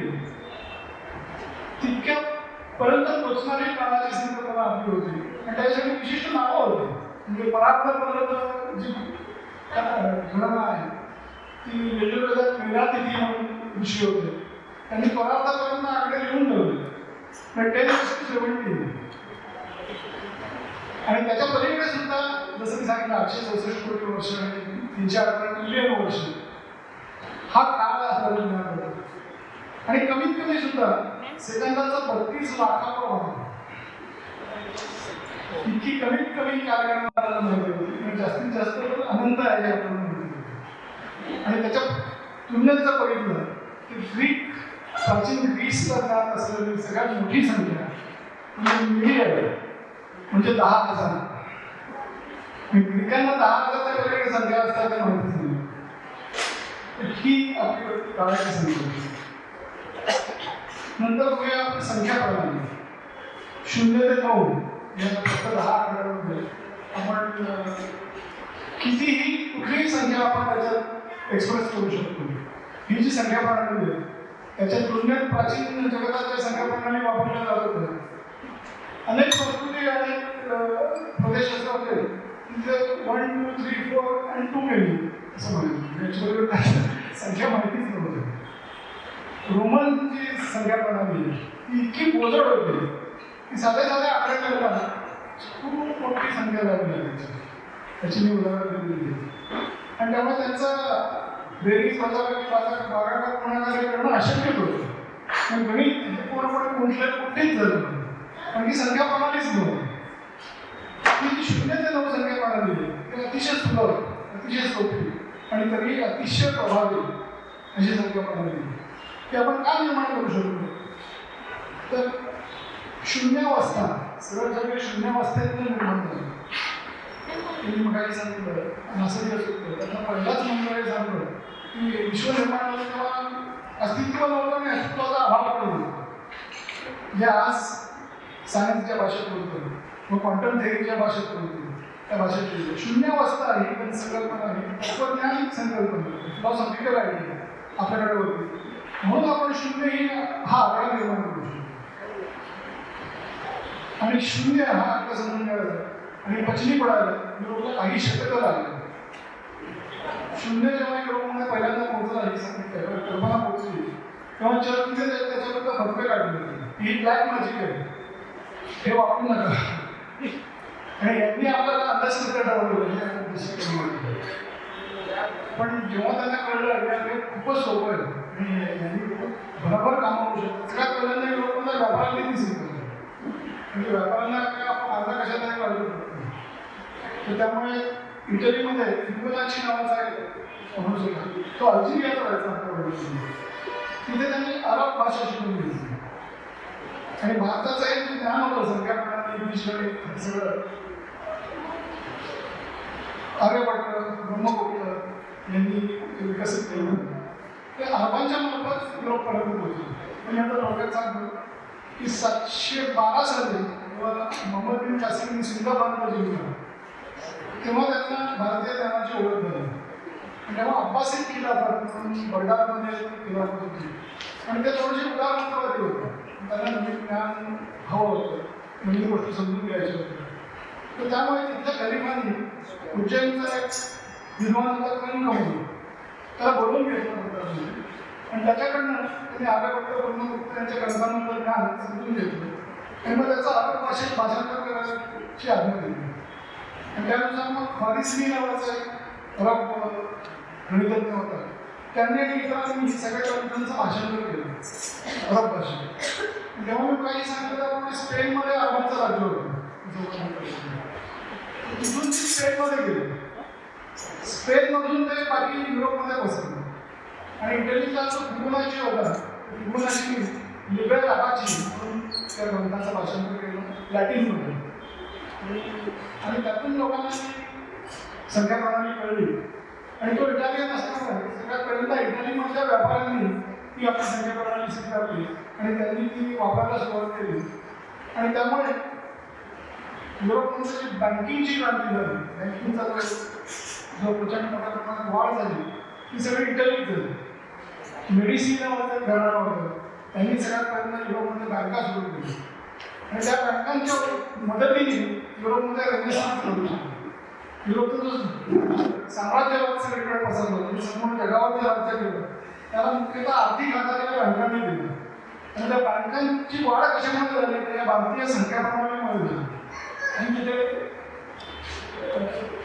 अरेबिक अरबांच्या मार्फत ती स्पेनमध्ये गेली, स्पेनमधून बाकी गेली आणि गेल्या 11व्या-12व्या शतकात ती तिथे पोहोचली. पण 15व्या-16व्या शतकापर्यंत त्यांनी ती पूर्णपणे वापरायला सुरुवात केली होती आणि त्यांना शून्य काहीतरी ब्लॅक मॅजिक आहे असं वाटतं. तर ही तत्वज्ञान म्हणजे जे समीकरण आहे ते आपल्याला लक्षात येतं की ही संकल्पनाच तुम्ही करू शकत नाही कारण तुमच्या मागीत ते तत्वज्ञानच नाही असं असल्यामुळे ते घडलं. आता खूप मोठा विषय आपल्याकडे पुढच्या जातो. भूमितीचा जन्म सुद्धा भारतात झाला. यज्ञवेदी ज्या असतात यज्ञवेदींसाठी भूमिती खूप आवश्यक होती कारण की तिथे वेगळे स्तव असायचे. एका गोल आकार असायचा, दुसरा चौकोनी आकार असायचा. त्यामुळे एकाच साईजच्या पण वेगवेगळ्या शेपच्या विडा तयार करतात आणि गोलाचं चौकोनात रूपांतर करायचं असेल तर भूमितीचं ज्ञान मिळेल. आणि म्हणून तिथे भूमिती आपले लोक शिकले आणि सुलभसूत्र म्हणून इसवी 8व्या-9व्या शतकात बोधायन नावाच्या ऋषींनी भूमिती हे शास्त्र विकसित केलं. त्या वेदी तयार करण्यासाठी भूमितीचा जन्म त्या प्रकारे झाला. वैद्यक शास्त्र फार मोठ्या प्रमाणात भारतात घेऊन सुश्रुत आणि चरक. सुश्रुत हे सर्जरी, फादर ऑफ सर्जरी आणि चरक फादर ऑफ मेडिसिन आपण स्पष्टपणे बघू शकतो. आणि गंमत अशी आहे की आपल्याकडे कुठलाच ऋषी कुठलाच शास्त्रज्ञ हे मी शोधून काढलं असं कोणीच म्हणत नाही.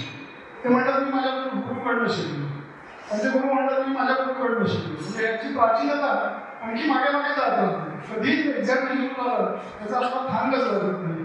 इतकी प्राचीन ज्ञान परंपरा भारतामध्ये आहे. काही उदाहरणं बघूया आपण.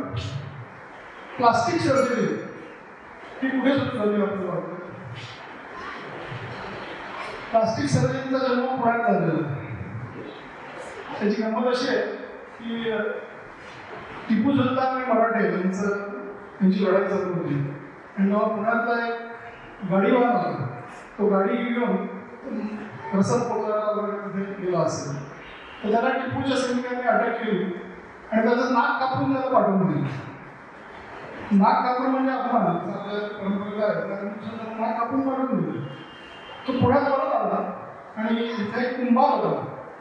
त्या कुंभाराने त्याच्या नाकावर प्लास्टिक सर्जरी केली आणि त्याच्या कपाळाची कातडी अशी खाली ओढली आणि त्याचं नाक घडवलं आणि त्यांनी सांगितलं की आमच्या घराण्याचे ज्ञान पारंपरिक चालत आलं की आम्हाला सुश्रुत समितीत आम्ही ज्ञान घेतलं. आणि चांगली गोष्ट अशी ईस्ट इंडिया कंपनीचे 2 डॉक्टर्स होते, डॉक्टर फिडले आणि दुसरा कोणतरी डॉक्टर. त्या दोघांनी ही सर्जरी बघितली, प्रोसिजर त्यांना सुद्धा बघितलं. त्याच्यावर आधारित त्यांनी एक लेख लिहिला आणि तो मद्रास गॅझेट या नावाचं पब्लिकेशन होतं त्याच्यामध्ये त्यांनी छान. त्या लेखावर आधारित ते युरोपमध्ये लेख लिहिला आणि मग इंग्लंडमधल्या एका डॉक्टरने ती बरोबर ती तेच प्रोसिजर वापरून त्यांनी इंग्लंडमध्ये अशीच सर्जरी केली आणि त्याला त्यांनी नाव दिलं प्लास्टिक सर्जरी. आणि अशा प्रकारे आमची प्लास्टिक सर्जरीवरून प्रचंड शास्त्र झालेलं आहे. त्याचा जन्म हा पुण्यात झाला. पुण्यात म्हणजे काय पुण्यात एका माणसाने केली पण त्यांनी सुद्धा तिथे पारंपरिक ज्ञानावर आधारित केली. दुसरी एक गंमत करत आता आपण कोविडच्या वेळेस वॅक्सिनेशन खूप चर्चा केली. वॅक्सिनेशन हे एडवर्ड जेन्नर यांनी सुरू केलं असं पण परत ईस्ट इंडिया कंपनीचे 2 डॉक्टर्स होते त्यांनी त्यांच्या रिपोर्टमध्ये लिहिलेलं आहे की उत्तरेत जेव्हा देवीची साथ यायची देवीच्या रोगाची तेव्हा प्रयाग, काशी आणखी वृंदावन 3 ठिकाणाहून अनेक डॉक्टर्स आहेत वैद्य आणि ते लोकांना वॅक्सिनेशन द्यायचे. म्हणजे काय मागच्या वर्षी त्यांना इंजेक्शन दिली असायची किंवा फोड येतात इंजेक्शन दिल्यामुळे त्याच्यात पूर असतो त्याच्यात ते कापूस भिजवून ठेवायचे आणि मग पुढच्या वर्षी ज्यांना ते इंजेक्शन घ्यायचं असेल त्याला ते सुई टोचायचे आणि त्याच्यावर कापूस दाबून ठेवायचं. व्हॅक्सिनेशन म्हणजे काय, ते रोगातील जंतू आपण टाकतो नाही आपल्याला, मग त्याच्यानंतर अँटीबॉडीज तयार होतात आणि मग आपण स्वतःला प्रोटेक्ट केली. तीच प्रक्रिया अशा प्रकारे करायची. तो कापूस दाबून ठेवायचा, त्याच्यावर गंगाजलाचा थेंब टाकायचं आणि मग देवीचं स्तोत्र म्हणायचं. म्हणजे त्याची मानसिकता पण पॉझिटिव्ह होती, त्याला एक मानसिक बळ मिळालं म्हणून असावं होतं. अशा पद्धतीचा उपचार करायचा. म्हणजे डॉक्टरांनी लिहिलं ईस्ट इंडिया कंपनीच्या की 90% लोक ज्यांनी हे ट्रीटमेंट घेतले ते त्या साथीतून वाचायचे आणि ज्यांनी घेतली नाही म्हणायचे नको आम्हाला, त्याचे 90% लोक मारायचे. असं त्यांनी लिहून ठेवलं. म्हणजे 100% या गोष्टी खऱ्या असतील असं नाही, पण आकडे खरे असतील किंवा तसेच असतील असं नाही, पण अशा पद्धतीने खूप मोठ्या प्रमाणात प्रोटेक्शन देवीपासून त्या व्हॅक्सिनेशनमुळे मिळायचं हे मात्र आपण दाखवू शकतो नाही. होमिओपॅथीचा जन्म हा सुद्धा भारतातच झाला. तो जो डॉक्टर हनुमान तो भारतात आला होता आणि महाराजा रणजित सिंग यांच्यावर उपचारही केले होते. आणि आयुर्वेदात त्याचे मी श्लोकाकडे उजवून केले तर आता मी वेळ घालवत नाही, आपल्याकडे वेळ नाही तुम्ही सांगितलं असतं. तर त्या श्लोकांमध्ये होमिओपॅथीचं जो मूळ थॉट आहे की एखादी गोष्ट डायल्यूट केली की त्याचं पोटेन्सी वाढते, तो विचार मांडणारे काही श्लोक आणि तशा पद्धतीने आणखी काही गोष्टी या आयुर्वेदात केलेल्या आहेत. त्याचा अभ्यास करून त्या हनुमानांनी होमिओपॅथी शास्त्र विकसित केलं हे आपण म्हणू शकतो. सिंधू सरस्वती संस्कृतीमध्ये काही सांगाडे सापडले, त्याच्यात हे आढळून येतं की त्यांच्या मेंदूवर शस्त्रक्रिया झालेली आहे. त्यामुळे मेंदूची शस्त्रक्रिया 7,000 वर्षांपूर्वी भारतात होती. हे आता नागाला अशक्य आहे, प्रत्यक्ष पुरावा मिळतो. राजा भोज याचा भोज प्रबंध त्याच्यामध्ये त्यांनी लिहिलं की 2 वैद्यांनी प्रचंड डोकेदुखी होत होती. त्या वैद्यांनी त्याला वनस्पतीचं नाव मला आठवत नाही, वनस्पती त्याला बेशुद्ध केलं. त्याच्या डोक्यात भोग पाडून त्याला किंमत असं ते काढलं आणि मग पुन्हा संजीवनी म्हणून वनस्पती वापरून त्याला पुन्हा जागृत केलं आणि त्याच्या डोक्यातलं जे डोकं दुखत होतं ते थांबलं. असा राजा भोजनही देऊ केलं.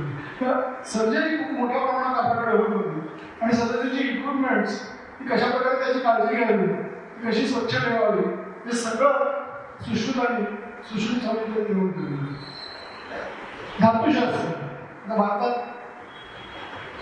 स्टील जे व्हायचं ते हजारो भट्ट्यांमध्ये, भारतभर पसरलेल्या हजारो भट्ट्यांमध्ये अत्यंत उच्च दर्जाचं स्टील आपल्याकडे तयार व्हायचं. तर वूड स्टील असं म्हणतात. आणि ते सिरिया, इराक सगळ्या ठिकाणी एक्सपोर्ट व्हायचं आणि ते दमास्कस फोर्ट्स म्हणजे दमास्कस तलवारी त्या स्टीलपासून बनवल्या जायच्या आणि जगातले सगळे योद्धे तीच तलवार आणायला पाहिजे असं म्हणून त्या पद्धतीने होतं. आणि पर्शियन साम्राज्यामध्ये भारतातून आलेल्या स्टीलला फौलादे हिंद असं म्हटलं जातं आणि ते अतिशय प्रसिद्ध होतं, जगात अतिशय प्रसिद्ध. ईस्ट इंडिया कंपनीच्या लोकांनी लिहून ठेवलं की स्वीडनमध्ये जे स्टील मिळतं तेव्हा युरोपमध्ये स्वीडनमधलं स्टील सगळ्यात श्रेष्ठ असं म्हणलं जातं. त्याच्याही पेक्षा चांगलं स्टील हे भारतात झालं असं त्या लोकांनी लिहून ठेवलं. असं कुठलाही तुम्ही ज्ञानशाखा घ्या, त्याची पायाभरणी, त्याचा जन्म हा भारतातच झाला आहे असं आपल्याला आढळतं. अजून खूप विषय मला वाटतं वेळ संपला असा आपण वेळ धरूया तर मला वाटतं इथे थांबलं पाहिजे. पण फक्त मी उल्लेख करतो स्थापत्यशास्त्र थोडं एक मला मोहा आवडत नाही. खापर म्हणून एक आर्किओलॉजिस्ट आहेत, त्यांना कालीबंगा नावाचं एक ठिकाण आहे तिथे ते उत्खनन करत होते सिंधू सरस्वती संस्कृतीचे आणि त्यांना तिथे एका घरामध्ये टाईल्स सापडले. त्यांना इतकं आश्चर्य वाटलं, 4,000 वर्षाच्या पूर्वी घरात टाईल्स लावत होते आणि त्याच्यापेक्षा जास्त आश्चर्य त्यांना वाटलं किंवा त्याच्या टाईल्सचं डिझाईन बघितलं. ते म्हटलं आजही मला घराचे डिझाईन आहे टाईल्सवरती, तेच डिझाईन या टाईल्सवरती आहे. म्हणजे इतकं सातत्य आहे की स्थापत्यशास्त्रात श्रेष्ठता आपल्याकडे होती हे आपण नक्कीच सांगू शकतो. दुसरी एक अतिशय महत्त्वाची ओळख आहे आपली, फक्त तो उल्लेख करतो ती म्हणजे भारत ही जगातली पहिली आर्थिक महासत्ता होती. जसं मी म्हणायचं शेती आणि याच्यामध्ये त्याला पाहतो पण व्यापार अत्यंत कुशल दर्जावरती होते आणि त्यांनी संपूर्ण जगात आपल्या व्यापाराचं चालवण निर्माण केलेलं होतं. आणि दोन गोष्टी सांगतो. रोमन साम्राज्याच्या अगदी टॉपला होतं, अतिशय समृद्ध होतं, तेव्हा तिथे प्रचंड मोठ्या प्रमाणात भारतातून एक्सपोर्ट व्हायचा आणि तो इतक्या प्रमाणात व्हायचा की आपल्याला त्याच्याकडनं काहीच नको असायचं, कारण आपण फक्त सुवर्ण बघायचं. आणि त्यामुळे रोमन साम्राज्यात सोन्याचा तुटवडा निर्माण होतो. इतक्या मोठ्या प्रमाणात मोहरा आपल्याकडे यायचा आणि मग वेस्पासियन नावाचा राजा होता, त्यांनी व्यापारावर बंदी घातली की तो म्हणजे आमची नुसती लूट होती, वेस्पास स्वतः आमच्याकडनं चालतं. पण तो व्यापार इतका मोठा होता की तो बंदी फार काळ त्याला टिकवून ठेवता आली आणि पुन्हा तो व्यापार सुरू केला. तिथले सेनापती होतं, तो अतिशय चिडचिड करायचा आणि त्याला आवडायचं नाही. तो म्हणला आपल्या टेक्स्टाईल्स फार प्रसिद्ध होतं, सुती आणि रेशमी टेक्स्टाईल. तुला म्हणलं आमच्या साम्राज्यातल्या स्त्रियांना झिरझिरीत कपडे घालता यावे म्हणून त्या दूरवरच्या बापाला मला एवढा पैसा द्यावा लागतो, कशा करता येईल मी घडतं असं त्यावर रागवत अशा पद्धतीने. असा प्रचंड प्रमाणात व्यापार आणि खूप प्रचंड मोठी समृद्धी आणि संपन्नता आपल्या देशामध्ये या व्यापारामध्ये आणलेली आहे. दुसरं एक पैलू आपल्या ओळखीचा जो आहे, भारत मानवी सभ्यतेच्या मूल्यांचं मूळ स्थान आहे. आज युरोने ठरवलं सगळा इतिहास जर आपण बघितला जगाचा, तर फक्त हिंसा, क्रौर्य, रक्तपात, कत्तली याच्याशिवाय काही नाही. त्या सगळ्या गुंडाळामध्ये भारत हे एकमेव असं बेट होता असं म्हणून की तिथे सभ्यता होती. सभ्यता म्हणजे काय ते पहिल्यांदा आपण जगायला शिकतो आणि तिथे कमीत कमी हिंसा, कमीत कमी कत्तली, गुलामीची प्रथा संपूर्ण जगात होती, फक्त भारतात नव्हती. कत्तली या भारताने कधीच केलं नाही, कारण नसताना हिंसा भारताने कधीच केली नाही. एवढी सगळी प्रचंड हिंसा झाल्या नसतात मग दुसऱ्या महायुद्धात किंवा कोट्यावधी लोक गेले, मग युरोने ठरवलं की आता काही मूल्य आपण पाळली पाहिजे. मूल्य कोणती? तर विचार स्वातंत्र्य आणि विचार स्वातंत्र्य, सहिष्णुता आणि सर्वसमावेशी, लोकशाही, कायद्याचं राज्य, पर्यावरणाचं रक्षण, ही सगळी जी मानवी मूल्य आहेत त्या सगळ्या मानवी मूल्यांचा जन्म भारतात झाला. विचार स्वातंत्र्य भारतात हजारो वर्षापासून अस्तित्वात आहे. लोक आता म्हणायला लागत की विचार स्वातंत्र्य आजही जगातल्या अनेक भागात तसं विचार स्वातंत्र्य नाही, ते भारतात हजारो वर्षापासून अस्तित्वात आहे. मला वाटतं मी शेवट फक्त दोन उदाहरण करतो की भारताच्या विचार स्वातंत्र्य किती विलक्षण होतं. गीतेच्या 11व्या अध्यायात भगवान श्रीकृष्ण अर्जुनाला विचारतात, मी तुला सगळं समजावून सांगितलं की का तुला कळलं काय म्हटलं का? तर अर्जुन म्हणतो हो. तर भगवान त्याला सांगतात की यथेच्छसी तथा करू, आता तुला पाहिजे तसं करू. त्याला हे सांगतात नाही मी म्हणतो तेच केलं पाहिजे, ते केलं नाही नरकाच्या अग्नीत जळशील अशा धमक्या देत नाही, ते त्याच्यावर सोडून देतं. तुला जे पटेल ते याला म्हणतात विचार स्वातंत्र्य, जे गीतेच्या काळापासून आपल्याकडे असतं. भगवान बुद्ध जेव्हा मृत्यूशय्यावर होते तेव्हा त्यांचे शिष्य जे होते अतिशय संयमित झाले, नवाधिक झाले. आता आम्हाला कोण मार्ग दाखवणार? भगवान बुद्धांनी त्यांना सांगितलं अप्पदीपो भव, म्हणजे तुमचे दीप तुम्हीच बना, तुमचा मार्ग तुम्हीच शोधा. त्यांनी हे सांगितलं या 10 कमांडमेंट्स आहेत याप्रमाणेच तुम्ही वागलं पाहिजे असं नाही सांगितलं. त्यांनी त्यांच्यावर सोडलं, त्यांच्या निर्णय क्षमतेवर सोडलं, त्याच्या विचारावर सोडलं. तसं जैन असताना अनेकांचा वाद संकल्पना ते म्हणजे एकच सत्य असं नाही असू शकत. मी कुठल्याही गोष्टीकडे 7 वेगवेगळ्या दृष्टीने बघत होतो, त्या वेगवेगळ्या दृष्टीने बघितलं की तुम्हाला खरं त्याचे वेगवेगळे पैलू कळते आणि मग खरं सत्य काय आहे हे कळतं. आम्ही आमच्या धर्मग्रंथात जे लिहिलं तेच खरं, तेच सत्य आणि तसंच तुम्ही वागलं पाहिजे असं जैन धर्म पण सांगितलं. त्यामुळे भारतातले जे धर्म आहे, आपल्या मातीतले जे धर्म आहे, त्याचा कुठलाच धर्म आपल्याला वैचारिक जबरदस्ती करत नाही. तो आपल्याला म्हणतो की नाही तुम्ही स्वतः व्हा, तुम्ही विचार करा. हे विचार स्वातंत्र्य भारतात हजारो वर्षापासून अस्तित्वात आहे आणि आज लोक त्याची क्रमवारी करतात आणि भारताचा नंबर 148 सांगतात ते किती हास्यास्पद हे आपण नक्कीच समजून घेऊ शकतो. आणि शेवटी मी असं म्हणेन की आज जग जे आहे ते अतिशय विचित्र अशा परिस्थितीत अडकलेलं आहे. गळे कापूस स्पर्धा,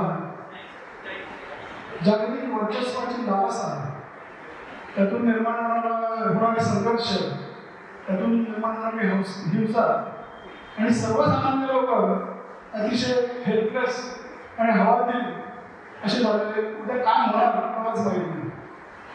अशा परिस्थितीतून जगाला मार्ग दाखवण्याची क्षमता ही फक्त भारतीय जगामध्ये आहे. कारण की भारताने गळे कापूस स्पर्धेशिवाय समृद्धी निर्माण करून टाकली. भारताने विचार स्वातंत्र्य, लोकशाही हे सगळं मिळून सुद्धा एका अतिशय संपन्न समाजाची निर्मिती करून टाकली. आणि त्याचा आधार मुख्यतः धर्म आहे.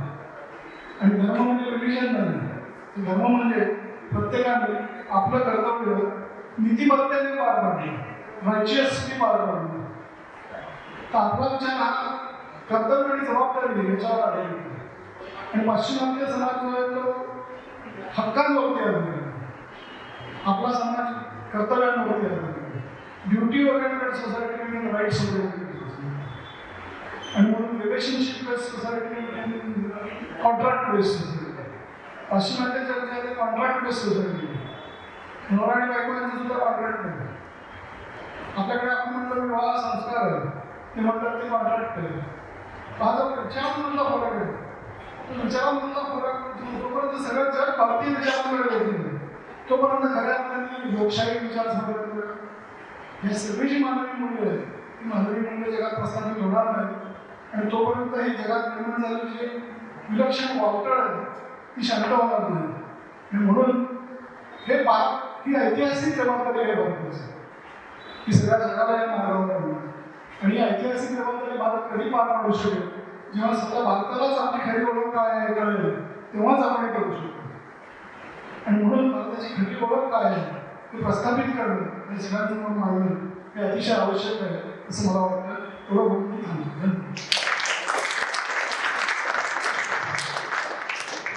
काही प्रश्न जरूर विचारा.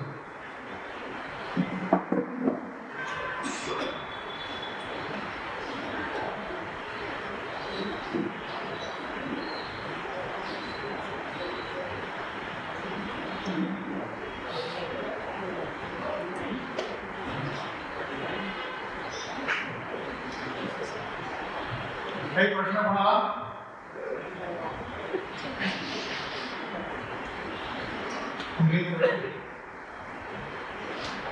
देशाला कोणी इंडियामध्ये कोणी हिंदुस्थानमध्ये कोणी भारतमध्ये दिल्ली या कालावधीमध्ये पूर्ण नाव प्रस्थापित व्हावं निश्चितच भारत.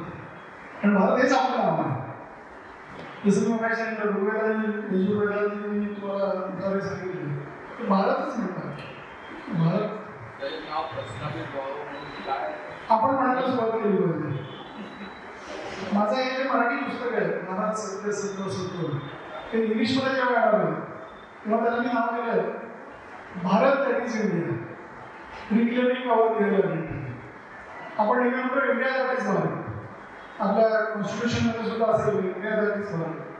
पण we have to turn it around. आपल्याला म्हटलं पाहिजे Bharat that is India. So आपण सुरुवात केली म्हणाला तर होईल.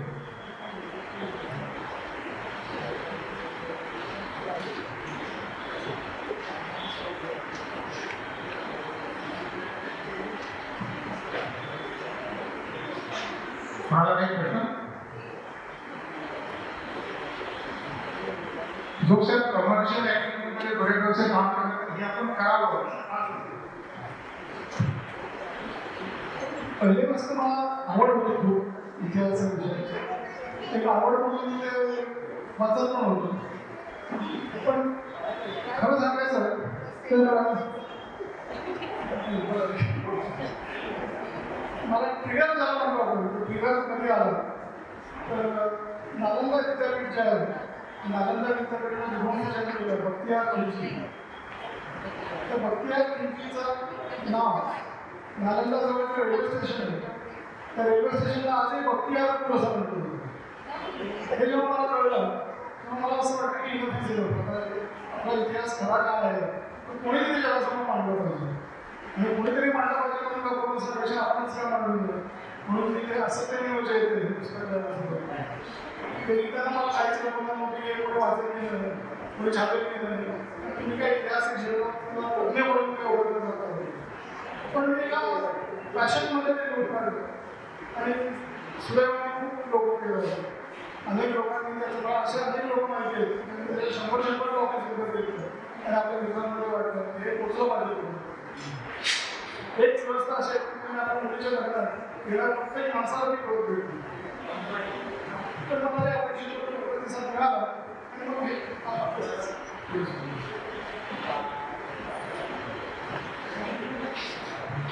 भारताची कल्पना जी आहे किंवा दैवतांनी किंवा मंदिरांनी जोडले गेलेले होते एका प्रकारे म्हटलं तर आजही पाकिस्तानमध्ये असं म्हटलं तर म्युटेशन थेअरी म्हणतात त्याप्रमाणे खरं काय आहे जसं समजा आपण म्हणलं आपण फक्त पाकिस्तानपर्यंत होतो इराण किंवा या इतर ब्रह्मदेश किंवा खाली श्रीलंका वरती नेपाळ हे सुद्धा सगळे आपल्याच पाठ होते. मी आज तो खरा विषय घेणार होतो पण लांबल्यामुळे घेतला भारत हा इराण हा भारताचा भाग होता निश्चितच. नंतर मध्य एशिया म्हणजे उझबेकिस्तान कझाकिस्तान तुर्कमेनिस्तान भविष्याचा भाग हा भारताचा भाग होता. अफगाणिस्तान तो होताच होता म्हणजे उदाहरण द्यायचं झालं युएनसन हा जो एक ऐकलेला जो चायनीज प्रवासी होता तो जेव्हा भारतात आला तेव्हा त्यांनी लिहिलं तो ताजिकिस्तान आज ज्याला आपण म्हणतो त्या प्रदेशात जेव्हा पोहोचला तेव्हा तो म्हणतो तेव्हा मला असं वाटतं की भारताने आपले बाहू पसरून मला जवळ घेण्यासाठी आपले हात बाहू पसरलेले आणि भारतीय संस्कृतीचा गंध मला तिथे यायला म्हणजे ताजिकिस्तान सुद्धा भारताचा भाग होता हे युएन संघात. तसंच दक्षिण पूर्वेकडे इंडोनेशियापर्यंत संपूर्ण प्रदेश हा भारतच होता.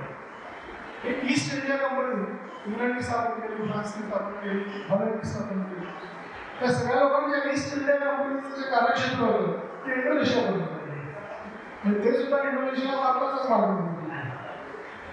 टॉलेमी नावाचा एक ग्रीक विद्वान होता त्यांनी भारताचे 2 भाग त्यांनी त्याची कल्पना केली.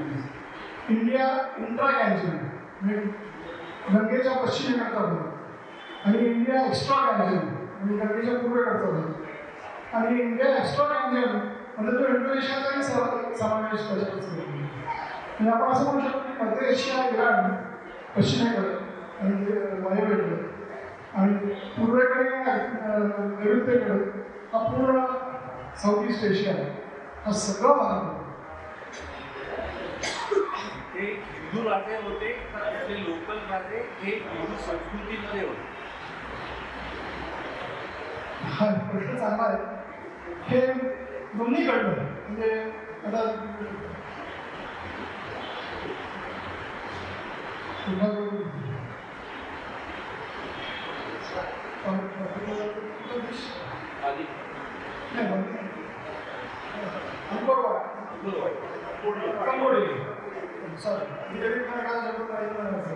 कंबोडियामध्ये हिंदू राजे होते. कंबोडियाला भारतातून गेला एक पल्लव वंशाचा राजा आणि त्यांनी तिथे जाऊन राज्य स्थापन केलं. तसंच कोरियामध्ये कोरियाचा राजपुत्र आणि अयोध्येची राजकन्या यांचं एकमेकाशी लग्न झालं आणि मग भारतीय संस्कृतीचा प्रभाव तिथे पोहोचला. कोरियाचे लोक आजही स्वतःला ते सुरीरत्न तो राष्ट्रकुल होता त्यांचे आम्ही वंशज आहोत असं ते स्वतःला अजून म्हणतात. त्यामुळे अनेक ठिकाणी भारतातून लोक गेले अनेक ठिकाणी तिथे लोकल संस्कृतीची निर्माण झाली त्यांनी हिंदू संस्कृती भारतीय संस्कृती बौद्ध संस्कृती यांचा स्वीकार केला.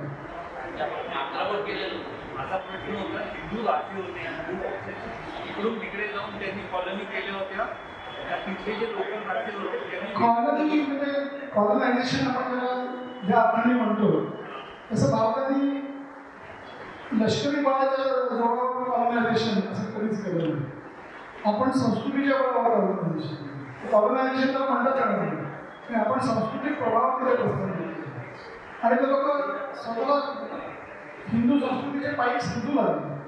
म्हणजे बँकॉकचं एअरपोर्ट त्याचं नाव सुवर्णभूमी एअरपोर्ट. ते सुवर्णभूमी म्हणून ओळखलं जात होतं. ते हिंदू देवी देवतांची पूजा करत होते. गंगेला अतिशय पवित्र मानत होते. सांस्कृतिक प्रभाव तो लष्करी प्रभाव होता. याच प्रश्नाचं दुसरं रूप म्हणजे त्या तिकडच्या लोकांनी संस्कृती स्वीकारली, कुणी हिंदू धर्म स्वीकारल्याचं उदाहरण आहे का? ते हिंदू धर्मच मानत होते. धर्म म्हणून गणपती, विष्णू, अगस्ती मुनी हे सगळे साऊथ ईस्ट एशियामध्ये अतिशय पॉप्युलर आहेत. अगस्ती मुनींना खूप मोठ्या प्रमाणात तिथे लोक मानतात. सगळी नावं जरी बघितली, नद्यांची नावं, पर्वतांची नावं, गावांची नावं, सिंगापूर म्हणजे सिंगापूर, कुठल्याही प्रकारे जरी बघितलं तर ते हिंदू संस्कृतीचाच भाग होतो, हिंदू धर्माच म्हणून. बौद्ध धर्म जास्त होता.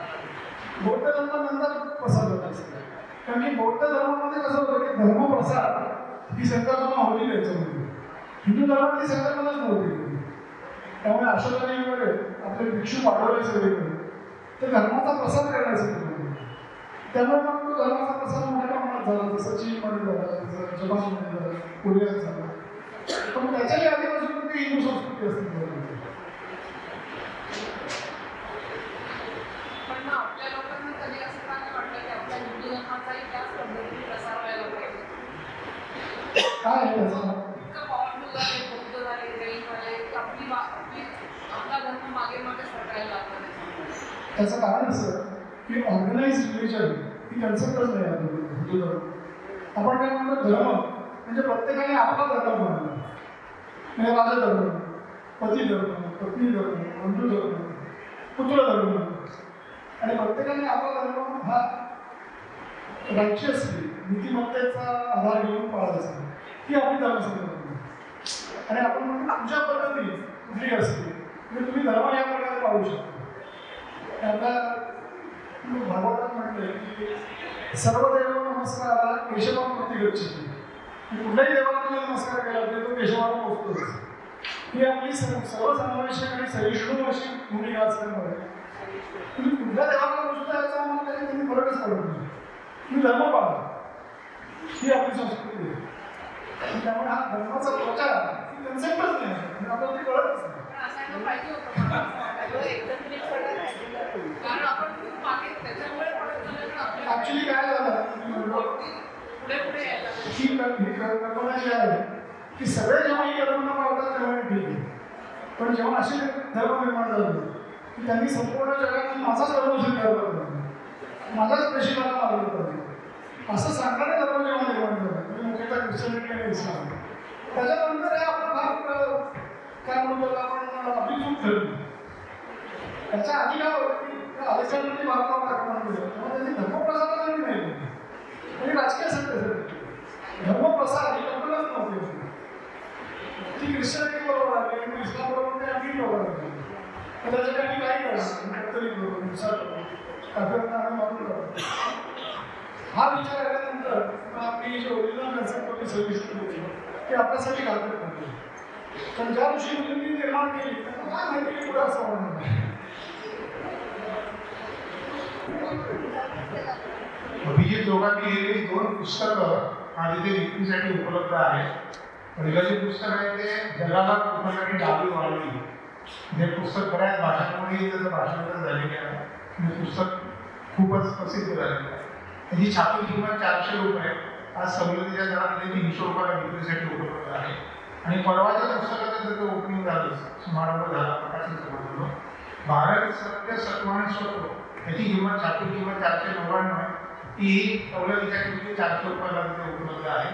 आणि दोन्ही पुस्तकं जर का एखाद्याने घेतली तर दोन्ही पुस्तकाची किंमत मिळून 600 रुपये.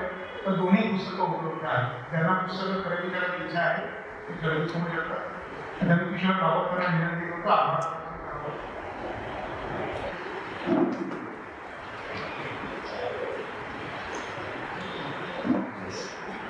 इतक्या विद्वत्ता प्रचूर भाषणानंतर आता मी आभार मानायचे म्हणजे ती तुम्ही जी भौतिक पातळी आमची वरती येऊन ठेवली ती पुन्हा आम्ही नॉर्मल लेवलला अशी भीती वाटते. खरं तर हे असंच थांबलं असतं तर जास्त सैनिक झालं असतं. मला हे सगळं ऐकताना म्हणजे 2-3 गोष्टी प्रकाशाने जाणवल्या की अशी कुठली गोष्ट की जी याची आपल्याला माहिती नव्हती तर साधारण माहिती होती. पण काय होतं, all have eyes, few have vision, तसं तुझं. आणि आमचं म्हणजे जन्मल्यापासून एक फेमस कार्टून ऋषिकेश लायन, की एक लायन पिल्लू असतं ते बकऱ्याच्या कळपातच जन्मल्यापासून वाढतं.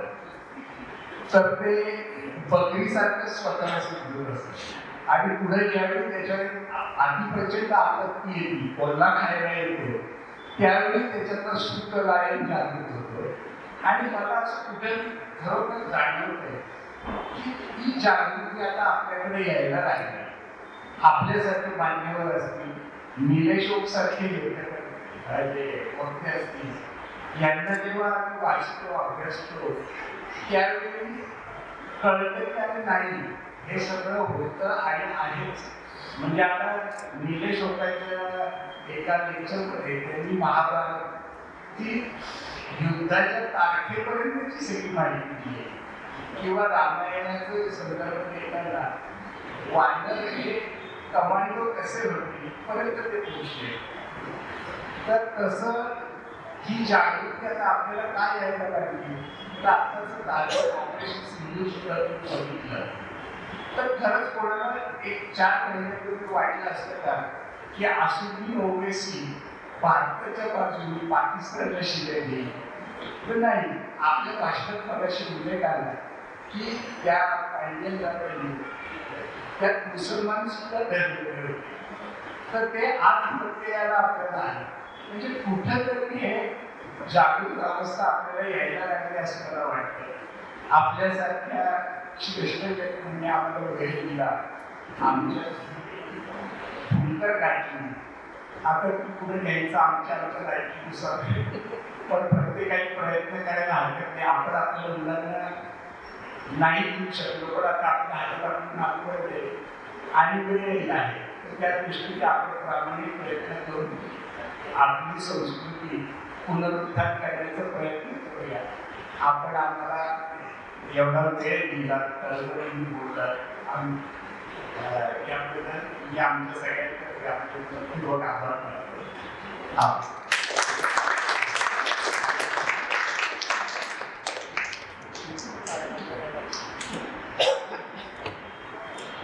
सगळ्यांनी भोजनाचा आस्वाद घ्यायचा.